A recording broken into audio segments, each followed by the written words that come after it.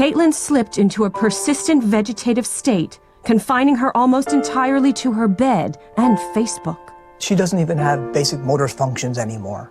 We literally have to drag her to the car to drive her to school in the morning. She's totally unresponsive when we talk to her. Her eyes just roll back in her head. Caitlin, honey, it's your dad. With no hope that their daughter would ever recover, the Taggarts decided to seek legal permission to end Caitlin's life. It is the most difficult decision we've ever had to make, but we just keep reminding ourselves that the real Caitlin is already gone. That's just her body texting. We give her one painless injection, and that's it. Her eyes may flutter a bit, or she may murmur, "Are you for real killing me right now?" This is the Onion News Network. Got Telegram? You can follow our channel there and discuss show prep with other listeners at telegram.freetalklive.com.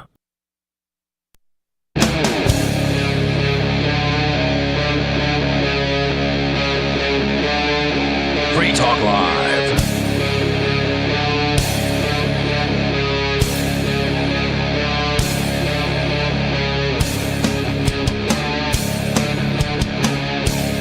Yes, that's right.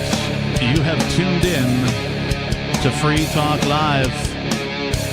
Or stumbled across. Perhaps you just got into a rental car and the previous rentee left the radio station on a talk radio station, and now you're listening to us by happenstance. If that's the case, our website is freetalklive.com, where you can find out all about us. We are a live call-in radio program where you can take control of the airwaves, talk about whatever's on your mind. We come to you with the perspective of liberty, peace, prosperity, and that kind of thing. Freedom is generally the theme here of how we try to come at the topics. We generally cover, current events, stuff like that, or freedom-oriented stuff.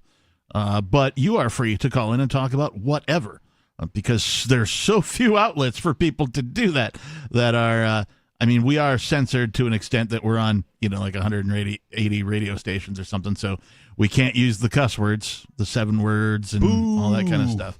But outside of that, you could still call in and talk about whatever. So the telephone number, if you'd like to join us, is 603-283-6160. Again, 603-283-6160. In the studio tonight, it's eventually going to be Peakless Mountaineer, who's running late. For shame. And Richie Rich. And I am your host tonight, the Lord Reverend Dr. Captain Kickass. That's right. I shortened it up for the Saturdays. I know. Right? Can't. It still triggers me from being on the Sunday show. I know. wait for the full name. I know. It doesn't come. It's difficult for you and I to be here together on a Saturday because we're both used to being here together on a Sunday. Yeah. But, since the federal government decided to kidnap the founder of this show, we've had to make some changes.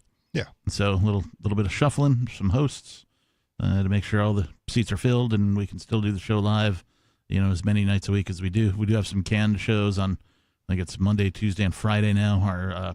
Actually, we just started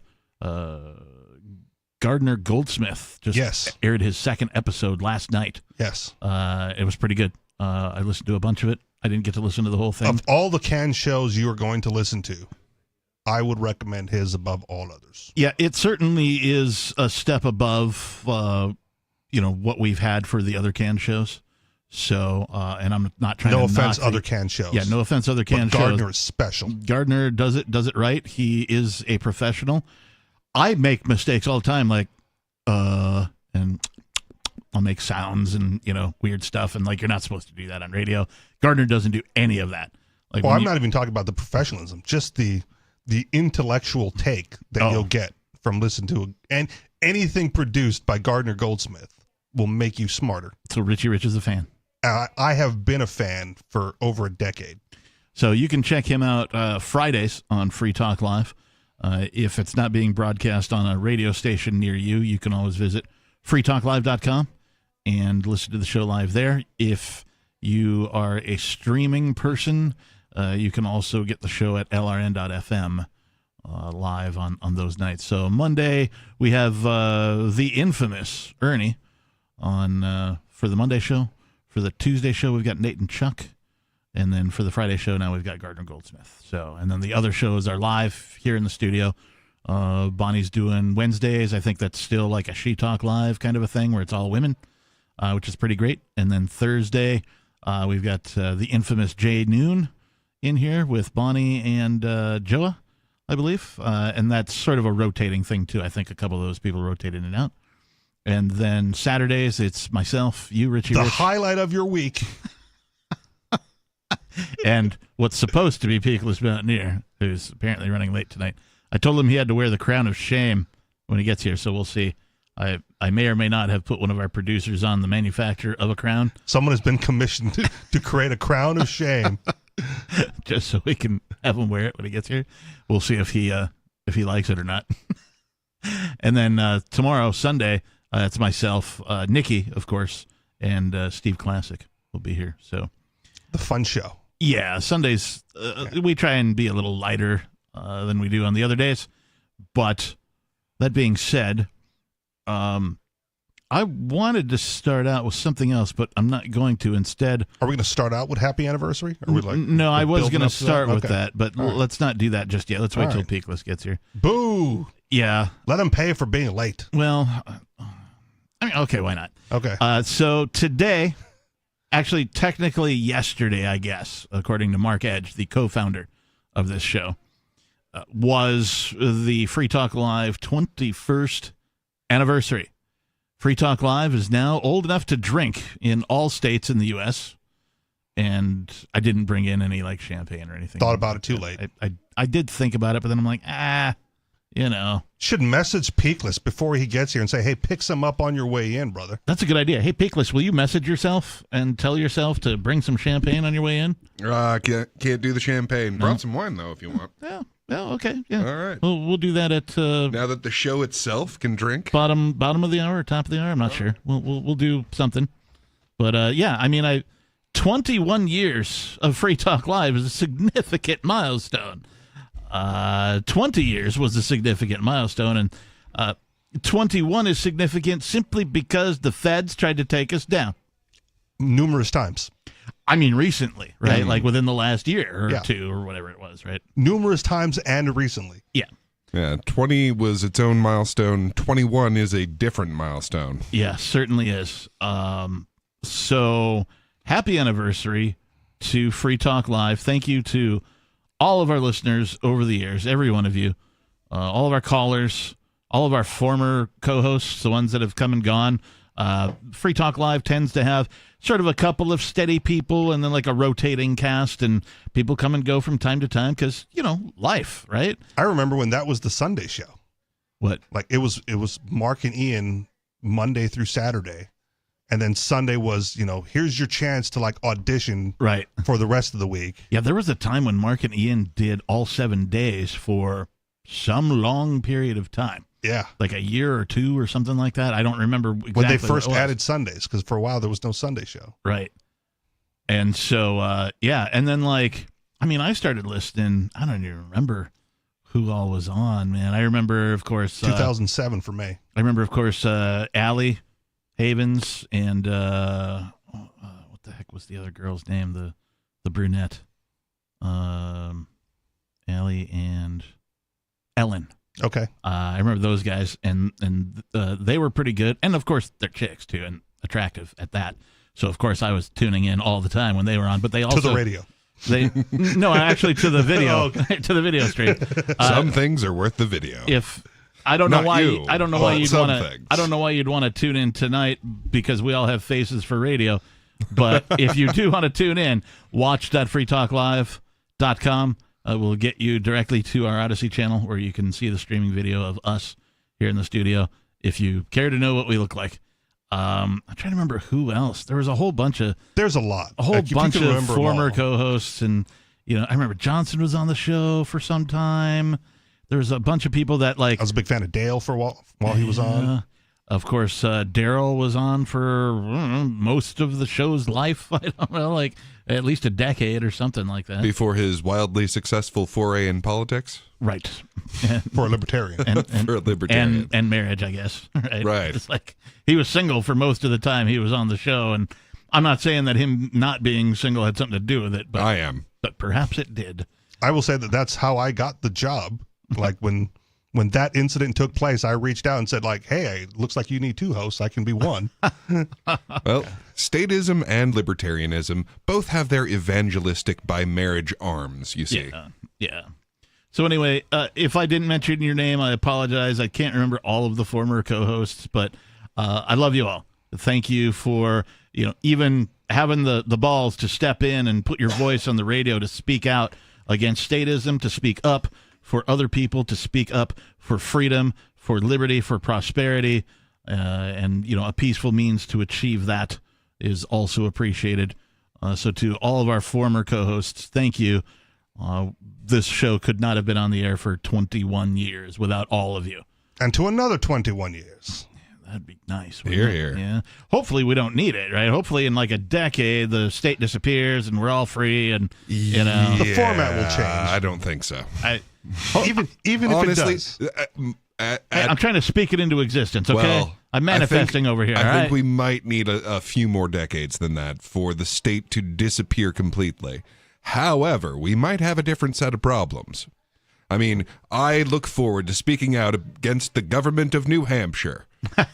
and it's an open phone show, right? So you call in whatever you want, and in 21 years, you can still call in with whatever you want. So with that in mind, let's go to one of the most influential activists, at least from the hosts of this show. It's Dave Ridley calling from New Hampshire. Dave, you're on Free Talk Live. Yeah, I guess there's been a slew of politicians, I think maybe including prominent federal politician or two, who have been making pilgrimages to the New Hampshire's northern border to complain that there's not enough police state. At the northern border? Are they worried about the Canadian invasion? I heard something about that. Can you tell us more? We just barely have a road there, right?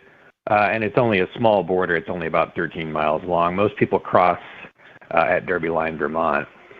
But I guess the New Hampshire Civil Liberties Union, maybe about a week ago or so, had a demonstration at the New Hampshire State House against this. So good on the NHCLU. They're just trying to ramp up more police, trying to get more police activity into that area where moose might cross. Yeah, who are they worried about coming in? Canadians, eh? Don't you know what that's all about? Yeah, but no one's ever been worried about Canadians crossing the border. I know. Oh, that's those like vile never been a Canadians. There was that time they came over and burned down the White House, and people were concerned at that point. But since then, they've been very polite. What we do know is what it looks like when the federal government starts playing police state with a New England border, because that's what happened in Derby Line, and the town is now a ghost town. Okay. Go on. It's there used to be it used to be very laid back. There was a library where the library straddled the border between Canada and the United States, and no one cared, and you could just cross the border right there in the library if you wanted to, and go out the other side. No one cared, goodness! Right? So wait, you didn't have to. So when you say it's a ghost town, what exactly do you mean? Does that mean the town doesn't exist, or there's just fewer people? Very little. It's just dead looking. It looks like one of those towns that borders New Hampshire, which it does not. It's not that close to New Hampshire, but it's certainly not that close to a lot of New Hampshire businesses, I guess is what I should say. But normally you see towns that look like ghost towns if they're close to the New Hampshire border, and everybody's doing their shopping on our side of the border, right? Because there's no sales tax. Right. But that's not the case with Derby Line. I don't think it has much competition from close by towns in New Hampshire.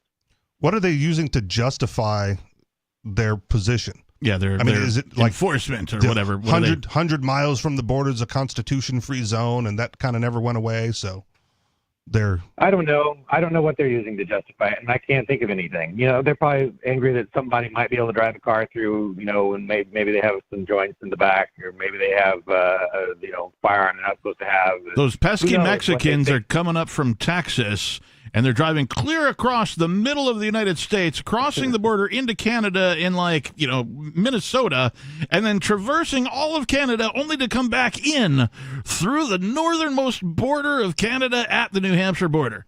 This seems preposterous. And that is where fentanyl comes from.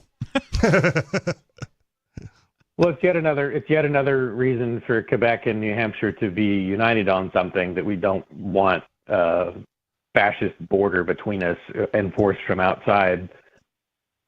Yeah.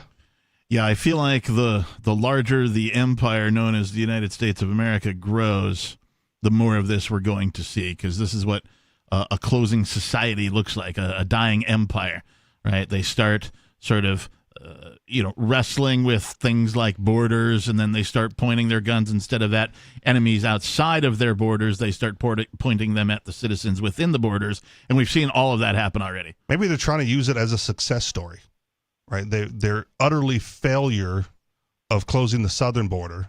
It's like, well, look, no one's coming in from the north. We have successfully secured the northern border from invasion. Let's replicate what they do there at the southern border, which is nothing. I think one or two Free Talk Live hosts have gone up there to investigate what's going on at Derby Line, and were harassed just for filming outdoors. Yeah, I remember hearing stories about that, of like 1 year at Porkfest or something, a group of folks jumped into a car or two and drove up to the border to, just film, see what happens at the border, get some, maybe do some activism, that type of a thing. And I think that's what happened. Well, as I see it, the entire Canadian structure is becoming completely tyrannical. So if we can open up a little corridor for them to leave that kind of a police state, I'm all for it. They're just going to come here and get on the welfare system and not get jobs and vote Democrat. And we can't have that. That's how Canadians are. They like to get on the welfare system and not work. That's how they work. Yeah, the Canadian they're famous immigrant for problem. socialized medicine, man. You don't know. Yeah, the Canadian immigrant problem rivals that of the Mexican immigrant problem. Yeah, in New Hampshire. Yeah. I mean, right, yeah. And if you think about it, they try to have border security that keeps you inside the United States, locked up inside the United States in a sense, because they will harass you on the way out. Oh yeah, absolutely. And that's my position on this whole thing, right? Is that they're not trying to keep Canadians from coming across to New Hampshire. They're trying to keep United States citizens inside of the United States, is my take. And with all of this, it's both. So, like, if you look at the 15-minute cities that they're trying to implement, I mean, obviously they're not concerned about culture mixing from one side of the city to another side of the city. What they're concerned about is controlling people's lives. They want these people to have defined, predictable patterns that they can then manipulate. In the same way, they want the Canadians to stay in Canada and the Americans to stay in America so that they can have defined, predictable patterns that get controlled by political elites. Well, and if Canada is going that tyrannical route that Peakless mentioned, right? If you're an American, it's probably not that bad yet here in New Hampshire, right? Right. Like you don't want to be escaping to Canada, right? For any freedom-related issues. That is not the direction I would go. Right. Until and unless Quebec finally declares its freedom from the Anglican Empire. Right. Or, I mean, I think, are you guys above draft age? Yes. I think both of you are. Yeah. Okay. So that was the only other thing that you could be concerned about was, well, if they institute a draft, that might be a direction you want to go. Please let me near your machinery. If you're a conscientious objector, Yeah. Number one, I probably wouldn't pass the medical, and number two, I would go the Muhammad Ali route and just let them arrest me. Yeah, I know for a fact I'd pass the medical. I was in the delayed entry program for a bit. Okay. Yeah, I even qualified for absolutely every job the Navy has. Nice. They really wanted me to make nukes for them. And I was kind of not into that. Okay. Do you know what Navy stands for? Never again volunteer yourself. Good call. Good call. I learned that from a Navy nurse. She was awesome. Yeah, I do wonder if they will ever reinstitute the draft just as a matter of losing face that much. I mean, the whole all-volunteer army is kind of part of how they explain away having an empire. They've been, like, not meeting their quotas. We've covered this here on Free Talk Live. Like, the military, the U.S. military is hard up for people. And they keep adding wars. Yeah. So They do indeed. I was told there would be But, I no mean- math, but you do it and, figure out the numbers. But that's everywhere. Like there's an employee shortage everywhere. Yeah. I mean, people are finally starting to wake up to the fact that they are being screwed completely in ways that they literally cannot comprehend. But business- and that working is not actually worth it. Businesses with an employee shortage aren't expanding their business. True. Generally. True. Right? But the war empire, it's like, oh yeah, no, we'll go to Israel. We'll Oh, go yeah. to Ukraine. Yeah. Oh, We'll go there. It literally has Taiwan, you need us too. We'll be there in a minute. Oh, right? man. I mean, with no manpower. I mean, I still think that the biggest thing that put the establishment somewhat against Trump was that he didn't expand the war machine at the rate that they were hoping for. And they have their minds set and their system set on a continual expansion. You have to keep making new wars. Otherwise, you're not justifying new expenses. Dave, are you cooking dinner? Oh, busted. What's for dinner? What are you having? Mung bean sprouts. What? Mung bean sprouts. Oh, Mung bean sprouts. Nice. All right. Well, while your mouth is full, did you have anything else to say? Well, thanks for bringing Gardner Goldsmith on. I used to call his show 20 years ago, actually. Wow. So I didn't what realize days he'd been is he around. on? He's on Fridays. He still does his own show, I think 6 days a week? Something like that. Something like that? On Rumble. Yeah, on Rumble. And so I think it's GardnerGoldsmith.com is his website. Liberty Conspiracy. Great. LibertyConspiracy.com. Okay, I'll poke so around. he still does his show, but he does a special show, 3 hours of content just for Free Talk Live on Fridays. And so you can hear that from 7 to 10 p.m. Eastern every Friday at freetalklive.com or whatever radio is carrying Free Talk Live. GardnerGoldsmith.com? I think LibertyConspiracy.com might be the better one. LibertyConspiracy.com. Yep. That's All the right, one thanks, I always guys. go to. All right. Thanks for the call, Dave. We appreciate you. Hey, where can people find out more about you? Oh, well, actually, what I would say is you want to do something about the problems like this fascism on the border, then come to forum.shiresociety.com rather than hunting for me. Go to forum.shiresociety.com because I think it's the most active web forum in New Hampshire. And shake your fist online. Indeed. Yeah. All right. Thank you for the call, Mr. Ridley. We'll talk to you next time. 603-283-6160 is the number if you would like to join us here tonight. This whole border thing is just a crock. Mm-hmm. Right? Are you guys bordertarians? No. I think that they should, like all borders, they don't exist. They're figments of our imagination. They're human constructs. I do get the argument. I do too. I do. But you're wrong. It starts with a false premise. Yeah, I mean, the whole thing is like, well, we have discovered that we have no chance of reducing the welfare state. And since we can't reduce the welfare state, we think we can just keep people from coming into the country to take advantage of it. And no, just keep hammering away at the welfare state. Keep hammering away at government spending. Yeah. Or, since that hasn't worked, use something that undermines the nature of government spending. Use currency that they cannot print. Right. They also assume that because the United States declares ownership over the borders, right, that they get to control it. Right. No, it's private insofar as the government owns it, and then they get to say who comes and goes. Well, I mean, it's kind of an intractable problem among ethical people what to do with government property, because what do you do with other people's stolen goods? We've got more coming up for you tonight, including what's going on with Sam Bankman fraud, amongst many other stories. We got a lot to cover tonight, so 603-283-6160. More Free Talk Live is coming up. Some of you have wanted to support Free Talk Live's mission on a monthly basis, but don't want to support Patreon. Now we have an alternative that also helps our premier streaming platform, Odyssey. Visit video.freetalklive.com and click Join at the top of the channel. You can subscribe for $5 per month, and unlike other subscription services, Odyssey adds their processing fee on top, so it'll cost a little over $5 per month, but Free Talk Live will receive the entire amount you pledged. Higher donation tiers are available if you're feeling so inspired. You'll get a special membership badge that's visible in the Odyssey chat room, and if we get enough supporters, we may enable members-only chat. This new subscription method is a great way to decentralize our direct listener support away from just Patreon and also support a libertarian-run business, Odyssey. Please visit video.freetalklive.com and click join to subscribe to our Odyssey channel and help support spreading our message around the planet. Visit video.freetalklive.com and click join today.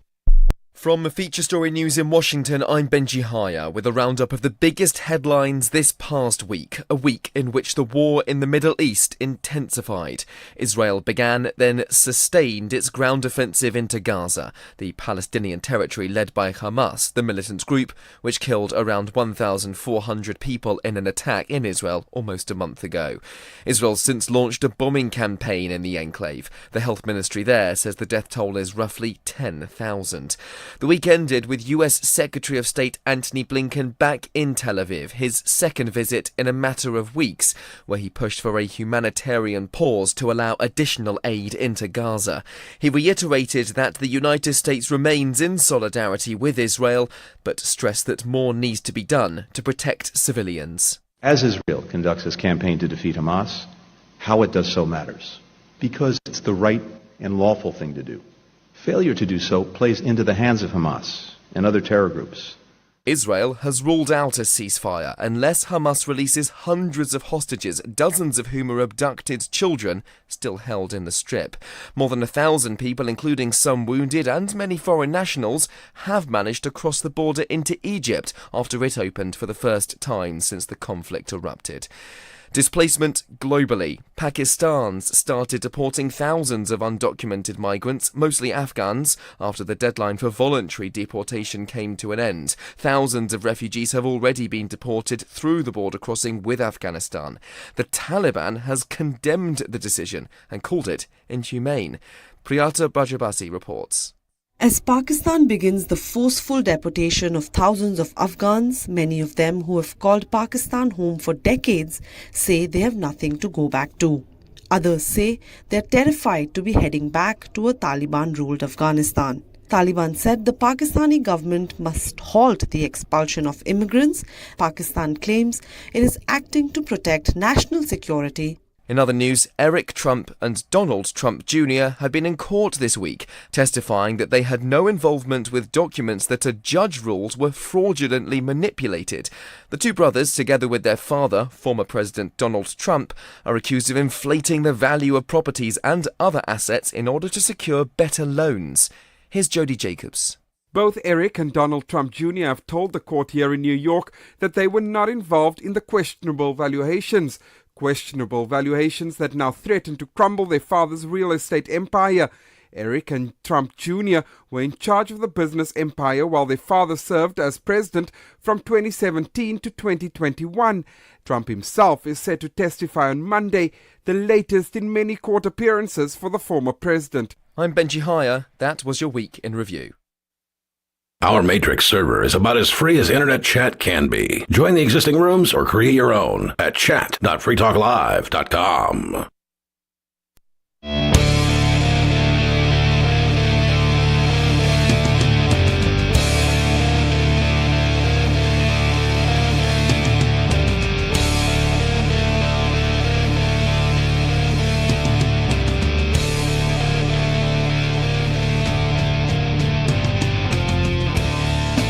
Welcome back to the Saturday night edition of Free Talk Live. The telephone number here in the studio, if you would like to join in the conversation tonight, is 603-283-6160. Again, 603-283-6160. In the studio tonight, it's myself, the captain, Peakless Mountaineer, and Richie Rich. Before we go on, I want to say thank you to Riaz, who is a gold-level amplifier. What does it mean to be an amplifier? Well, you can go over to amps.freetalklive.com and find out all about the AMPS program. It stands for Advertise, Market, Promote, and Support, AMPS. And essentially, it's a way for you to contribute to getting this radio program onto more radio stations. We're on about 180 radio stations now. We could be on 200, 250, 300, 350. Not out of the question. It's all up to you. Riaz is a gold level member, so that means he gives $10 a month. We only ask for $5. That's the silver level. And there are some little benefits that you get. It's a Patreon-type setup if you're familiar with that. You can find out all about it at amps.freetalklive.com. If you enjoy this show, the hosts, the co-hosts, the content that we bring, the perspective of freedom, peace, and prosperity, please consider becoming an amplifier over at amps.freetalklive.com. Thank you again, Riaz. We appreciate you. All right. What happened to the crown of shame? Yeah, what happened to the crown of shame? Producer? Was there a crown of shame? No? Okay. No. All right. Well, I guess you're off the hook, Peakless. Mm. We were going to... You texted me, you're like, running late. And I replied, I don't know if you saw it or not, but I like, you will wear the crown of shame. And then we tried to get Joe to manufacture something that resembled a crown of shame. But we didn't. He thought he had a like a Burger King crown out in his car or something. We were going to try and... I don't think you pay me enough to make me wear something I don't want to wear. We pay you? Wait, you guys are getting paid? You wouldn't take money to wear something? I'm saying you'd have to increase it. Really? You'd have to pay me something valuable to get me to wear a thing that I did not want to wear. That's what they did with the face masks. But you wouldn't be able to determine whether or not you wanted to wear it until you saw it. Mm. Right? So hopefully it would have been grandiose enough. I don't know. It's a crown of shame. That you would have been like, okay, that's a crown of shame. Is it an intergalactic space king level crown of shame? No, because Space King I wouldn't wear the demand crown more. of shame. That's why we sicked our producers on it, but we ran out of time. Right? You got here too fast, and also we thought of it way too late. This is more accurately, is we thought of it way too late. It puts the crown on its head, or else it gets the hose host again. Or else it gets the host again. What? What did you call it, Peakless? Scam, bankster, fraud? Scam, bankster, fraud. This hasn't been covered on Free Talk Live yet, so we should talk about scam, bankster, fraud, also known as Sam Bankman-Fried, faces potential century-long sentence. For those of you who don't know who Sam Bankman-Fried is, he is the real crypto scam artist. He is. Definitely. Yeah, actual victims. Yes. Yeah. Oh, and also he was the guy. Real money laundering. Yeah. I know, right? Yeah, he was the guy that was most trying to get or become compliant with government as well. So even though he jumped through all the hoops, he did all of the licensing and all it registered as a financial services company and all that stuff. Donated to the right political campaigns. Donated to both the Republicans and the billions, millions. Tens of millions of dollars. Millions of dollars. All of which was dark money for the Republicans because he gets in trouble for that these days. Right. But he still wanted to bribe all of the politicians. Which he definitely did do, near as I can tell. And this was an excellent way of funneling money through Ukraine. Yep. So none of the what's the word I'm looking for? None of the bureaucracy, none of the laws, none of the licensing, none of the government anything, right? The KYC checks, the consumer, whatever the protections supposedly offered by the government. If you jump through their hoops and you license yourself to operate as an exchange in the United States, and these things are supposed to protect you and your customers and anybody who does transactions. None of that. It didn't prevent a damn thing. He still defrauded people out of billions. Right. And because he had all those boxes checked, right, there was a presumption that they were more protected than else. Mm-hmm. Right. Yeah, and the amazing thing is that he did nothing out of the ordinary. Like, this is just another day for the ordinary financial world, but they have regulators that they have bribed, whereas cryptocurrencies have records. Well, but he tried to bribe people. He got caught in a downswing that brought everything to light. Right. Like, if it was still a bull market and everything was like hunky-dory and going up, right, he could have carried on the scam even longer. Oh, yeah. But that Binance dude screwed him. Yep. So without getting into this whole article, apparently sentencing was scheduled for, or is scheduled for March 28th of 2024. He's confronted with the daunting prospect of spending over a century behind bars for the convictions he has incurred in an emailed statement to NBC. Bankman-Fried's lawyer, Mark Cohen, said, Mr. Bankman-Fried maintains his innocence and will continue to vigorously fight the charges against him. Is he being held in custody for sentencing? Because he is definitely a flight risk. Right? He is politically well connected. And extremely wealthy. And yeah. No, we took all of his money. No, you didn't. Oh, we got hacked. Sure you did.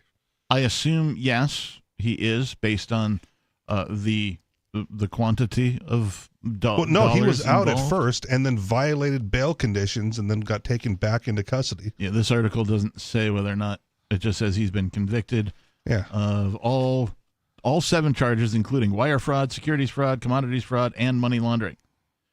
The jury reached a verdict at 7:45 p.m. Like Eastern real time money on laundering. Thursday. I want to be clear about that. Right, yeah.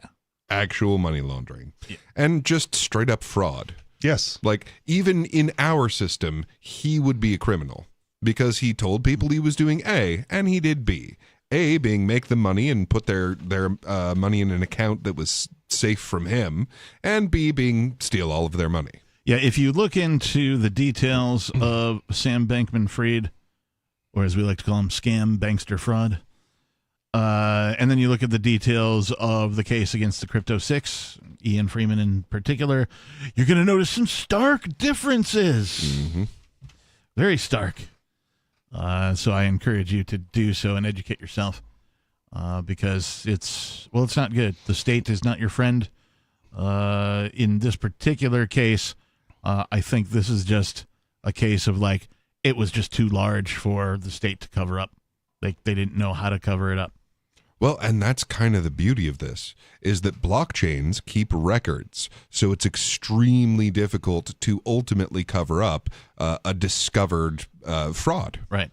Well, okay, and I will also say this. Sometimes, right, they find their boy guilty, they sentence him, and then on page B12 of the local newspaper, it's early release. Yeah. And nobody I am covers it. still expecting that. Right. Like, so either he skips town and we lost him. Like, okay, he did the cardinal sin. You are not allowed to touch cryptocurrency because that is a threat to dollar dominance.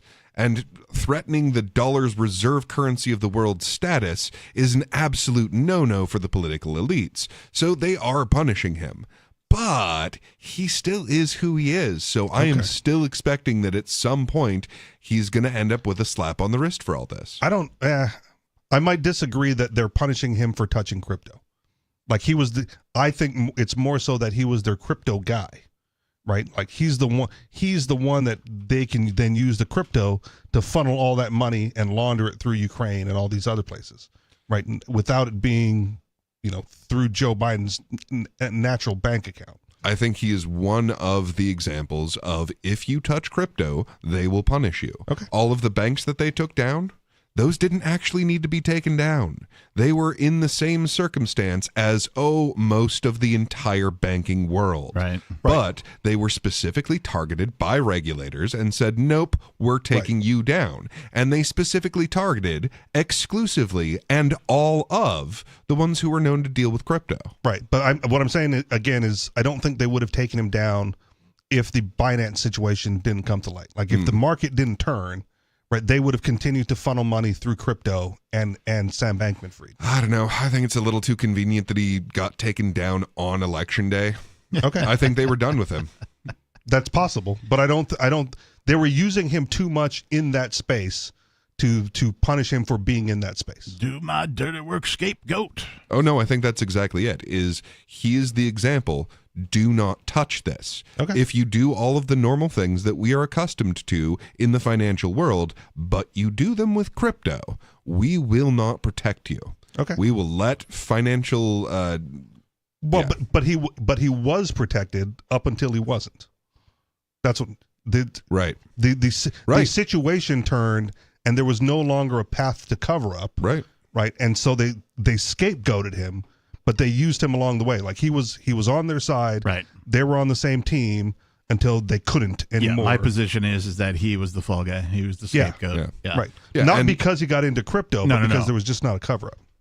Well, and There's no way out. also they want to demonize cryptocurrency as much as possible.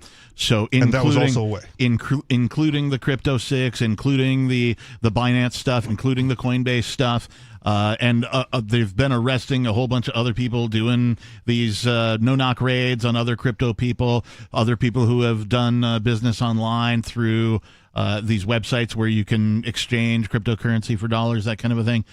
They've been arresting people at an alarming rate, and so this was just another thing that they could hold up and go, see, crypto bad. And now they're making claims that, like, oh, crypto was funding Hamas, and crypto was funding, blah, blah, blah, these terrorists and all that. And it's like, guess what, you guys?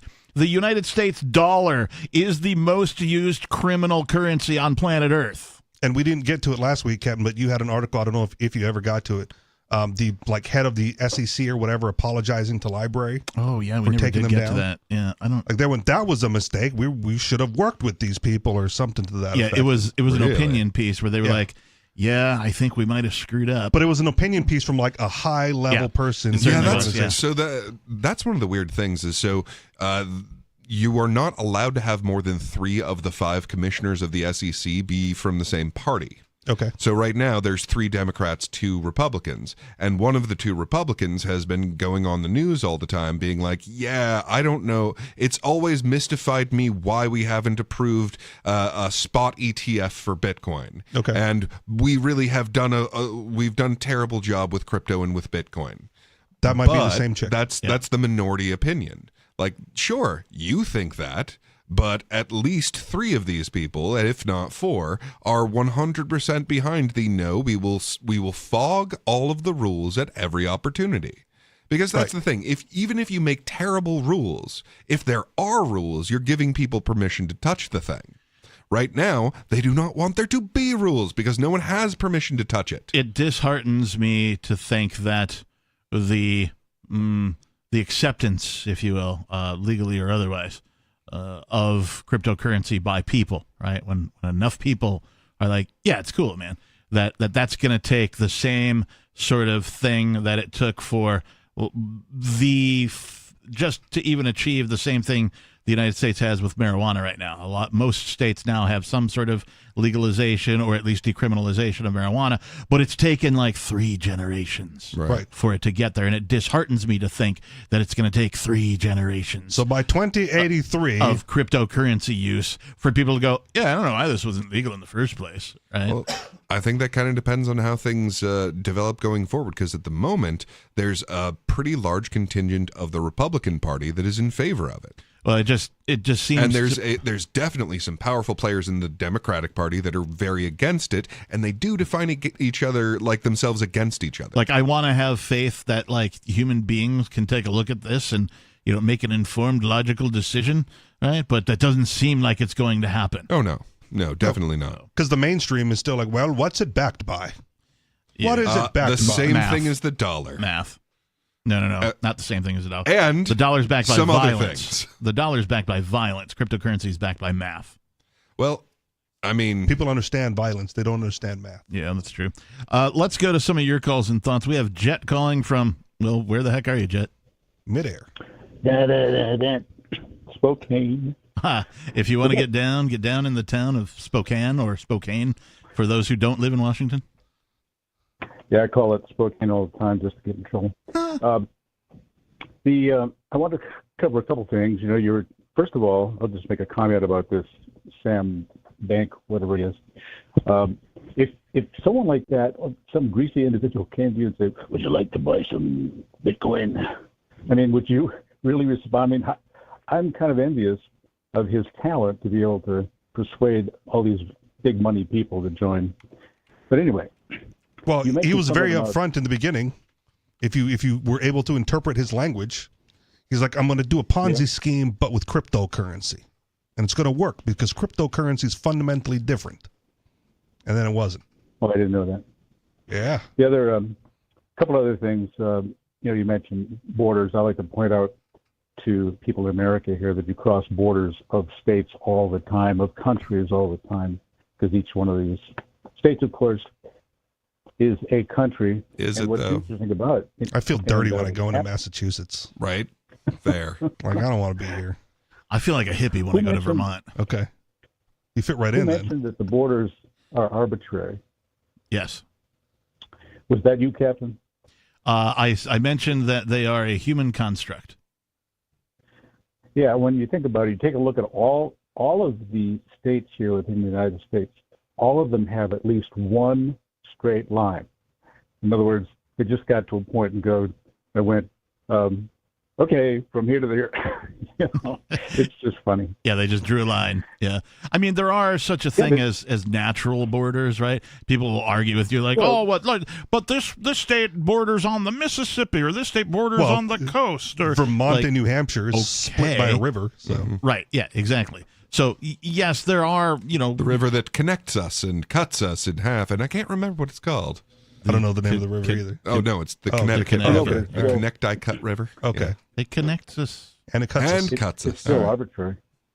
Yeah, it's still definitely. And that, let's say the border down through the Rocky Mountains or something, it could have been on one side or the other instead of in the middle of the Rocky Mountains. Right. But the other question I had was, aren't cages supposed to be reserved for wild animals? Wouldn't that be nice?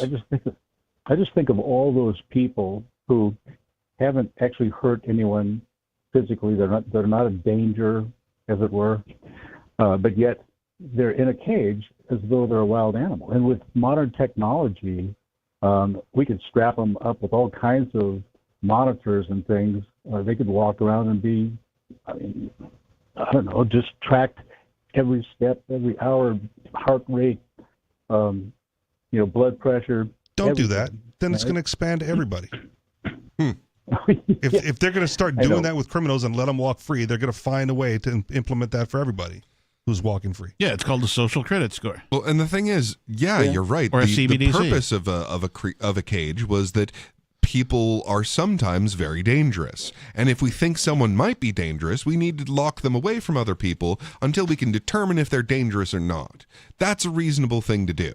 Like, hey, this person's accused of murder, so he might be out murdering people. So until we figure that out for sure, well, we need to put him aside. And if we find out for sure, he's murdering people, we can't just let him around other people. But it's been completely abused to this person didn't pay their parking tickets, and this person, they had a flower that I don't approve of. And they might have even wanted to sell that flower to other people. They're being sacrificed for the greater good of the state. Well, I don't know. From the state's perspective. Yeah, they're a living sacrifice. They are a living sacrifice.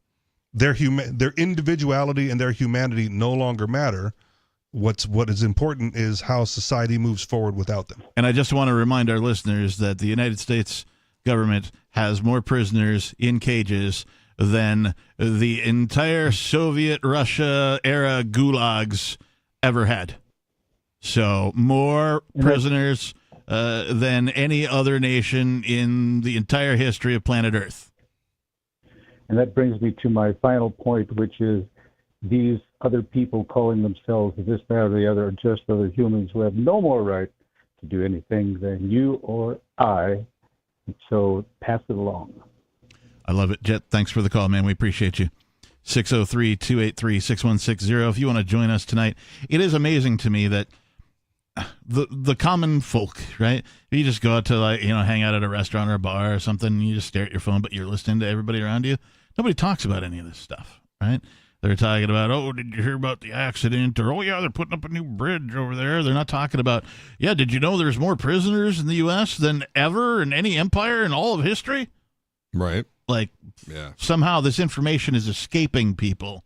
Well, and he said they don't have any more right than anybody else, but they exercise it and they get away with it. Right.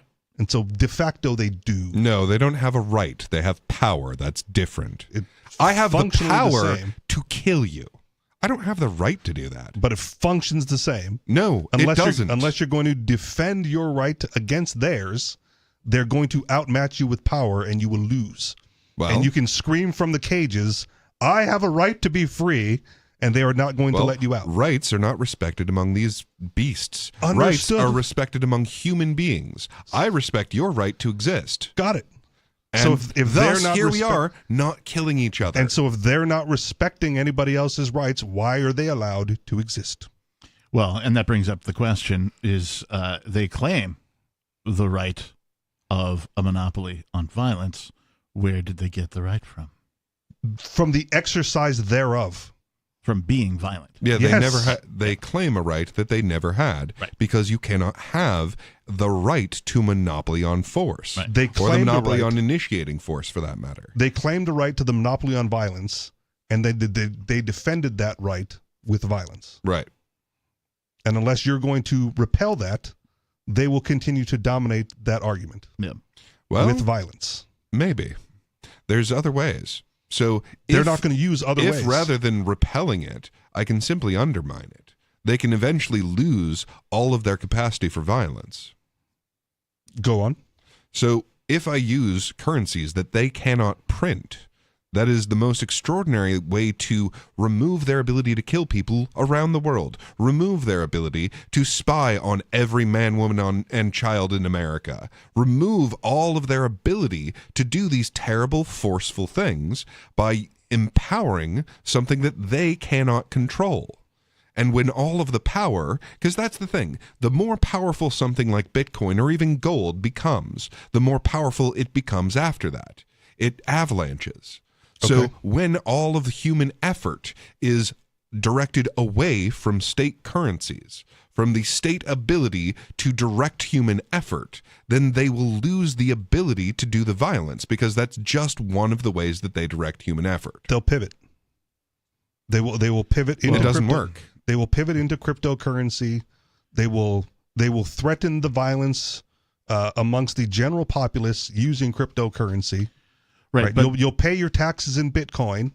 But even if they do, they still cannot produce the amount of money required for all of these wars. Right. Now let's assume you're right here, that they pivot into taking Bitcoin for their taxes. Now even then, at that point, you have a vested interest in your people being productive.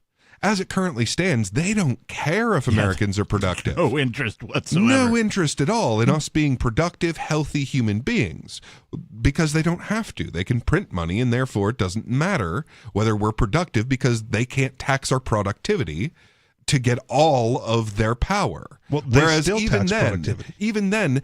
number one, their incentive is on our productivity, so that they can tax our productivity, which they still do, in addition to the printing.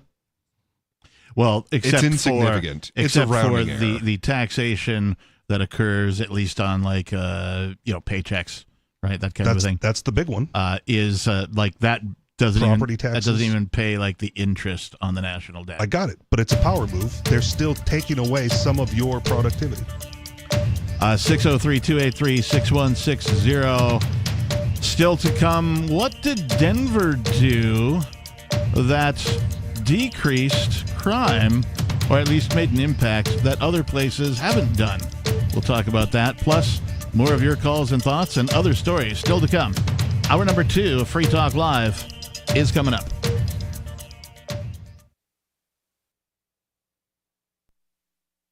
This hour of Free Talk Live is brought to you by Dash Digital Cash. Dash is the cryptocurrency designed to be used for spending. Rising fees have made Bitcoin useless for purchases, but Dash continues to have fees less than 1 cent per transaction, and its features ensure Dash is undefeated as the most useful cryptocurrency in the marketplace. From a technical standpoint, Dash transactions are irreversible, and its network is protected from 51% attacks by their Chainlocks technology. There's no need to wait for a confirmation before considering a Dash transaction complete, so it's great for merchants. Dash is one of the oldest cryptocurrencies and is widely available on exchanges, including the decentralized Maya protocol, and in multi-crypto wallets. It's easy to get and use Dash. Start by learning more at Dash.org. Big thanks to the Dash DAO for sending us 32 Dash per month to promote Dash on the air. Visit Dash.org to learn about Dash. Dash.org. Eleutheromania, the insatiable desire for freedom. It's the new 3-song heavy metal EP from Captain Kickass. Available now on your favorite music app or get it directly from CaptainKickass.com. If you want to know the latest about Free Talk Live before we go on the air, all you need to decide is how you want it delivered. It's your choice. Visit news.freetalklive.com to receive our usually weekly news updates by email. Plus, we have a Twitter account at twitter.freetalklive.com, and you can follow us on the decentralized Mastodon platform at toot.freetalklive.com. So please follow us at toot.freetalklive.com and sign up for our emails at news.freetalklive.com. You're listening to the live edition of Free Talk Live. Hour number 2 is next, after the news, here on the Liberty Radio Network at LRN.FM. From Feature Story News in Washington, I'm Benji Haya with a roundup of the biggest headlines this past week, a week in which the war in the Middle East intensified. Israel began, then sustained its ground offensive into Gaza, the Palestinian territory led by Hamas, the militant group which killed around 1,400 people in an attack in Israel almost a month ago. Israel's since launched a bombing campaign in the enclave. The health ministry there says the death toll is roughly 10,000. The week ended with US Secretary of State Antony Blinken back in Tel Aviv, his second visit in a matter of weeks, where he pushed for a humanitarian pause to allow additional aid into Gaza. He reiterated that the United States remains in solidarity with Israel, but stressed that more needs to be done to protect civilians. As Israel conducts its campaign to defeat Hamas, how it does so matters, because it's the right and lawful thing to do. Failure to do so plays into the hands of Hamas and other terror groups. This is what binds us as human beings. I've seen images, too, of Palestinian children, young boys and girls, pulled from the wreckage of buildings. When I see that, when I look into their eyes through the TV screen, I see my own children. How can we not? Israel has ruled out a ceasefire unless Hamas releases hundreds of hostages, dozens of whom are abducted children still held in the Strip. More than 1,000 people, including some wounded and many foreign nationals, have managed to cross the border into Egypt after it opened for the first time since the conflict erupted. Displacement globally. Pakistan's started deporting thousands of undocumented migrants, mostly Afghans, after the deadline for voluntary deportation came to an end. Thousands of refugees have already been deported through the border crossing with Afghanistan. The Taliban has condemned the decision and called it inhumane. Priyata Bajabasi reports. As Pakistan begins the forceful deportation of thousands of Afghans, many of them who have called Pakistan home for decades say they have nothing to go back to. Others say they are terrified to be heading back to a Taliban-ruled Afghanistan. Over the past month, Pakistan has expelled more than 100,000 Afghan migrants. Taliban said the Pakistani government must halt the expulsion of immigrants, adding Afghans should not be penalized for bilateral tensions between Islamabad and Kabul. Pakistan claims it is acting to protect national security following a sharp rise in terror attacks after Taliban's takeover. The US and China are among countries that signed a declaration to work together to tackle the risks posed by artificial intelligence. Attending a summit in the UK, they agreed that AI brings the potential for catastrophic harm to humanity, but stopped short of calling for international regulation. In other news, Eric Trump and Donald Trump Jr. had been in court this week, testifying that they had no involvement with documents that a judge ruled were fraudulently manipulated. The two brothers, together with their father, former President Donald Trump, are accused of inflating the value of properties and other assets in order to secure better loans. Here's Jody Jacobs. Both Eric and Donald Trump Jr. have told the court here in New York that they were not involved in the questionable valuations that now threaten to crumble their father's real estate empire. Eric and Trump Jr. were in charge of the business empire while their father served as president from 2017 to 2021. They have blamed accountants, claiming they are the ones who assembled the financial statements that were used to secure loans and insurance. Email proof was presented in court, which painted a different picture, but neither vouched for the accuracy of the documents in question.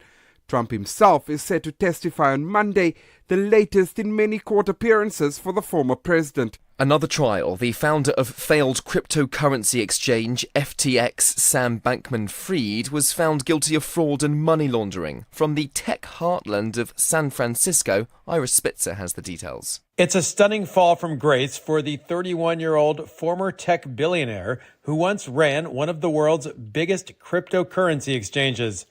FTX's bankruptcy led to 7 charges for Sam Bankman-Fried, with federal prosecutors accusing him of stealing billions of dollars of customers' money. During the trial in Manhattan, which lasted almost a month, Bankman-Fried maintained he made large mistakes but had acted in good faith. Bankman-Fried's sentencing is due to take place on March 28th. He faces up to 110 years in prison. I'm Benji Hire. That was your Week in Review. After notifying students that there will be no awesome events happening on campus this weekend, Hamilton College Activity Board Coordinator Jessica Wilson from the class of 2015 spoke to Onion reporters about the disappointingly empty days ahead. On behalf of the entire Campus Activities Board, I would like to truly apologize for failing to live up to the standards expected of us from everyone on campus. And the fact is, we let the school down. Wilson said that while the board is usually proficient at booking plenty of cool events for all students to participate in, the upcoming weekend will have no interesting lectures, no wrestling match against Amherst, no acoustic coffee house, and no outdoor movie screening of Silver Linings Playbook. We tried our best to organize a foam party in Dunham Quad for Friday night, but all the foam machines were rented, and we failed. This falls on us. We realize we don't deserve your trust yet, nor do we expect it, but we'll do everything we can to restore your confidence in us, starting with a comedy hypnotist show on Thursday at Minor Theater. Tickets are $5. This is the Onion News Network. You can stick it to the man and big tech. Join our FTL social mastodon at social.freetalklive.com.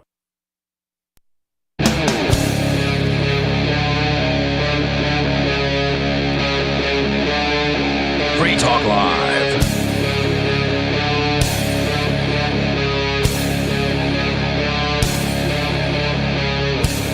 Welcome back. Thank you for tuning in and listening to the Saturday night edition of Free Talk Live. It's not the kind of motorboat we were talking about.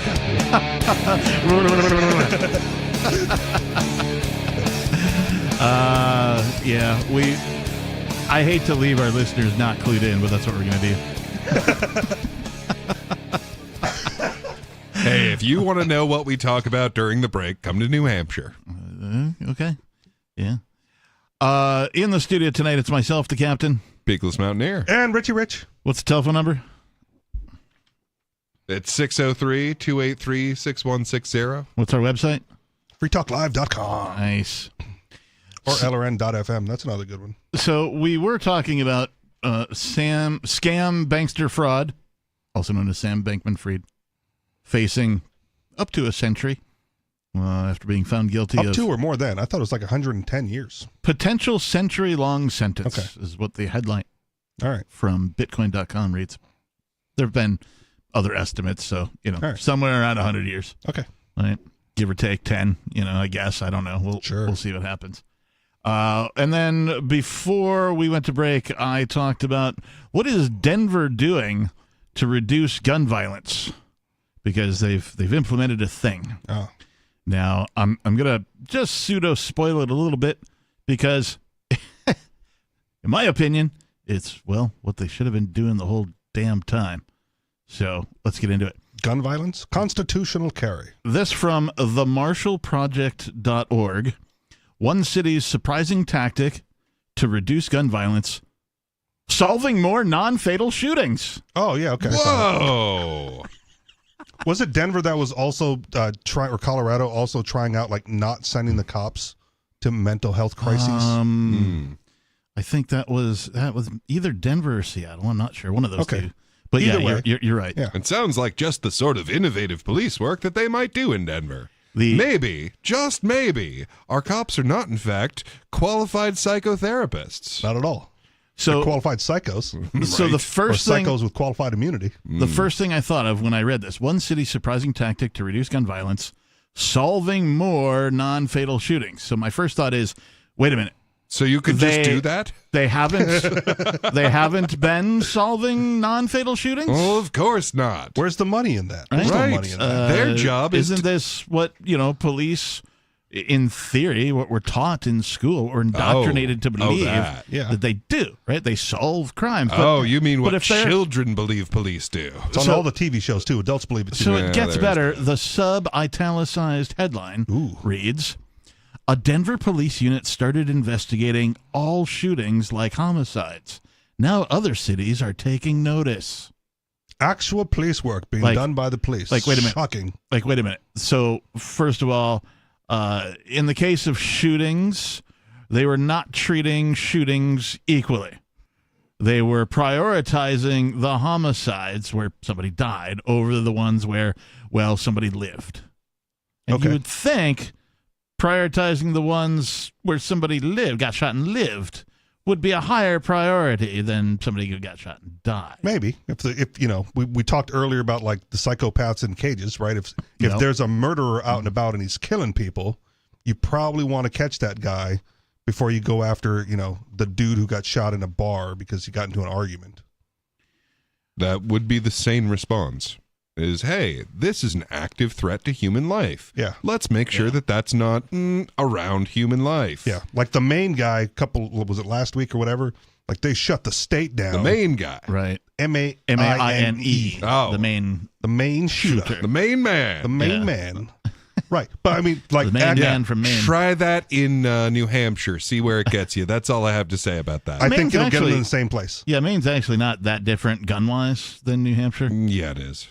No, it isn't. I'll consult my expert if you want. I looked it up before I took a trip over there, and it's like, I don't have to get a reciprocal piece of paper that says, because you can carry in New Hampshire, you can carry in Maine. It's just open carry. Open carry is fine there. Concealed carry is fine there.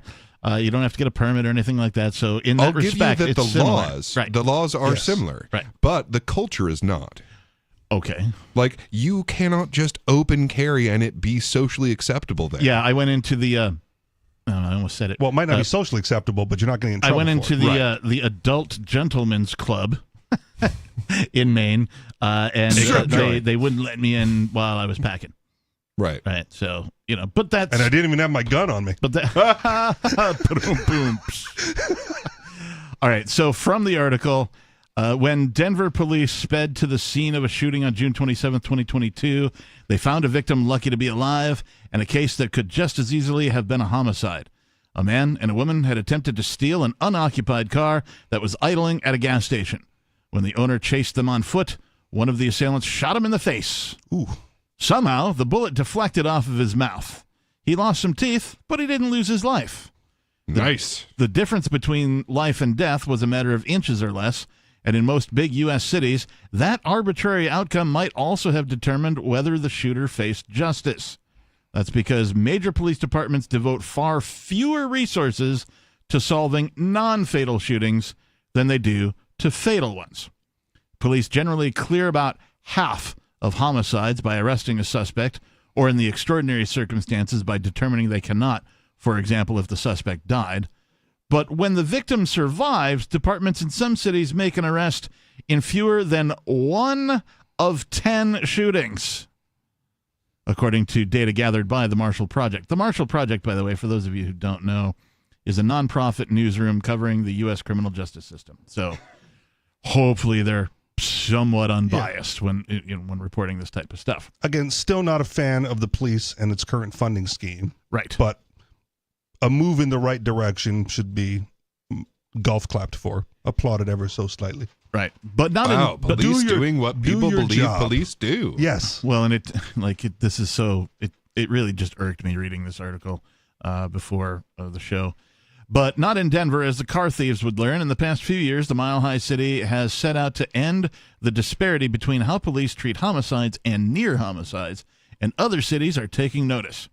In 2020, responding to an uptick in gun violence, the city's police department adopted the uncontroversial but unusual approach of seriously trying to solve every non-fatal shooting. Good. Let that sink in for a second. So up until now, first of all, only in Denver right now. Only in Denver do they taking seriously try to solve every non-fatal shooting. Yeah. Every other city, they don't seriously try. There are people out there just sort of shooting people, and they try to solve maybe some of them. You go but to they Chicago, don't they're not trying seriously at all. try and solve all of them. Right. So up until now, 2023 or 2022, I guess, when this was written, all right, police departments did not seriously attempt to solve all shootings. Right. Well, but we knew that. Right? We knew that. We knew that. And I mean, part of it is just very clearly that you get a lot more credibility when you're like, hey, I solved this many murders, as opposed to, hey, I solved this many non-fatal shootings. You'll never guess how Which is backward, because those are the ones you really want. Like, there's someone out there shooting people. You want to track those people down. Yeah. You'll never guess how they went about accomplishing this task. You're right. No, actually, you guys probably guess it spot on, so I'm not going to ask you for your responses. I'm just going to go on and read the rest of this. The officials created a new unit. A task force. The Firearm Assault Shoot Team, or FAST, devoted solely to the task. FAST, a Firearm Assault Shoot Team. Over the last 3 years, FAST has cleared hundreds of shootings, arresting suspects or issuing warrants for their capture at nearly triple the department's previous rate for these violent crimes. Okay. So they could have been doing this. They could have been doing this the whole time. Where'd they get all these new detectives? The effort has shown It's that not when beat cops, right? The effort has shown that when detectives have the time, resources, and commitment, they can resolve most shootings. Wouldn't you know it? Detectives are actually pretty good at detecting when they feel like it. When they're committed. That we also already knew. Yeah. Right? And when they tracked down protesters to like their Etsy account for the shirt they were wearing on the smudged camera video from the J6 or whatever it is, right? Go like, we know exactly who that is. Dude, I know they can do the work. I know a person who wasn't at January 6th at the D.C., but he was at like a capital of another state taking part in a protest. Yep. And he got a visit. Yep. From, a federal, the FBI or, You Homeland were somewhere Security or else. something like, well, we saw you on video when you were at the Capitol on January 6th at the protest. And like, am I being detained or am I free to go? Right? It's basically how that conversation There went. was a lot of people at that protest, Yeah. But they caught them all. Did you visit every single one of them? They were. Honestly, it wouldn't surprise me. They were. That's the thing. And that's what they're doing instead of stopping the people who we know have shot human beings in, for example, the face. Yes. But that's the thing. So when they want to arrest people, they have the tools, they have the technology.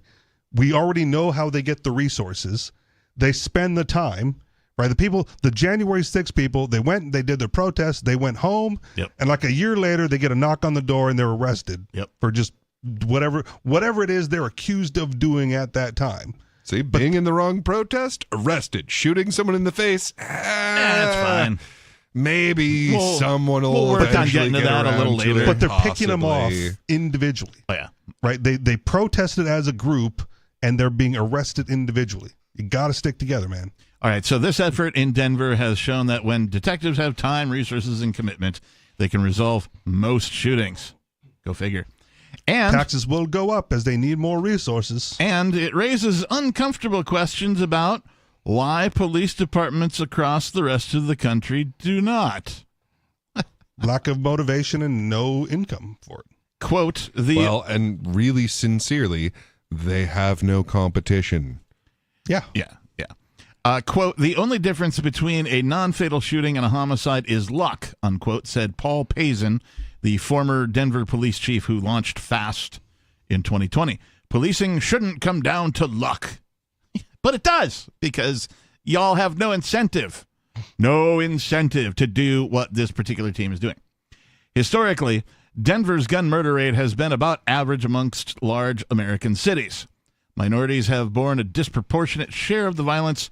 An analysis by the Public Health Institute at Denver found that black people in Denver were about 5 times as likely to be murdered with guns as white people, between 2011 and 2015. But don't say who they're being murdered by, because then you get accused of stuff.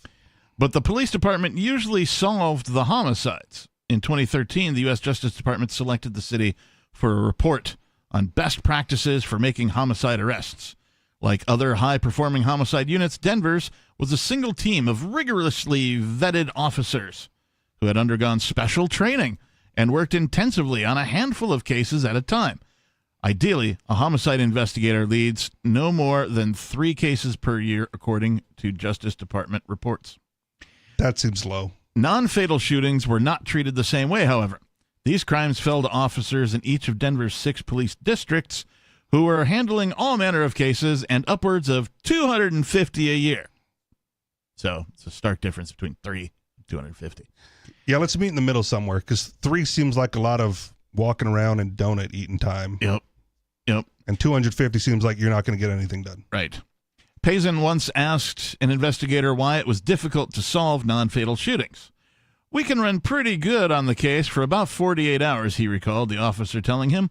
"But then more cases come in. And if I have trouble getting a hold of witnesses, if I have trouble getting a hold of the victim, then this case often gets pushed to the back burner."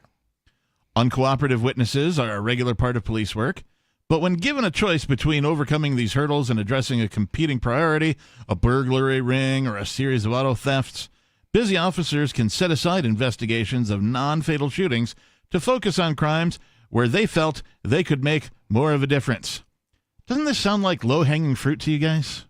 It does. Like, cops are getting cases in, and they're like, okay, well, let's get a hold of a witness, let's get a hold of a victim, let's get a we got voicemail, and, we went to their house, they didn't answer the door. Oh, look, another case. Oh, look, we know this guy, let's go arrest him. Think about your job or my job or whoever's job, right? You are often faced with like multiple tasks to do at your position. Yeah.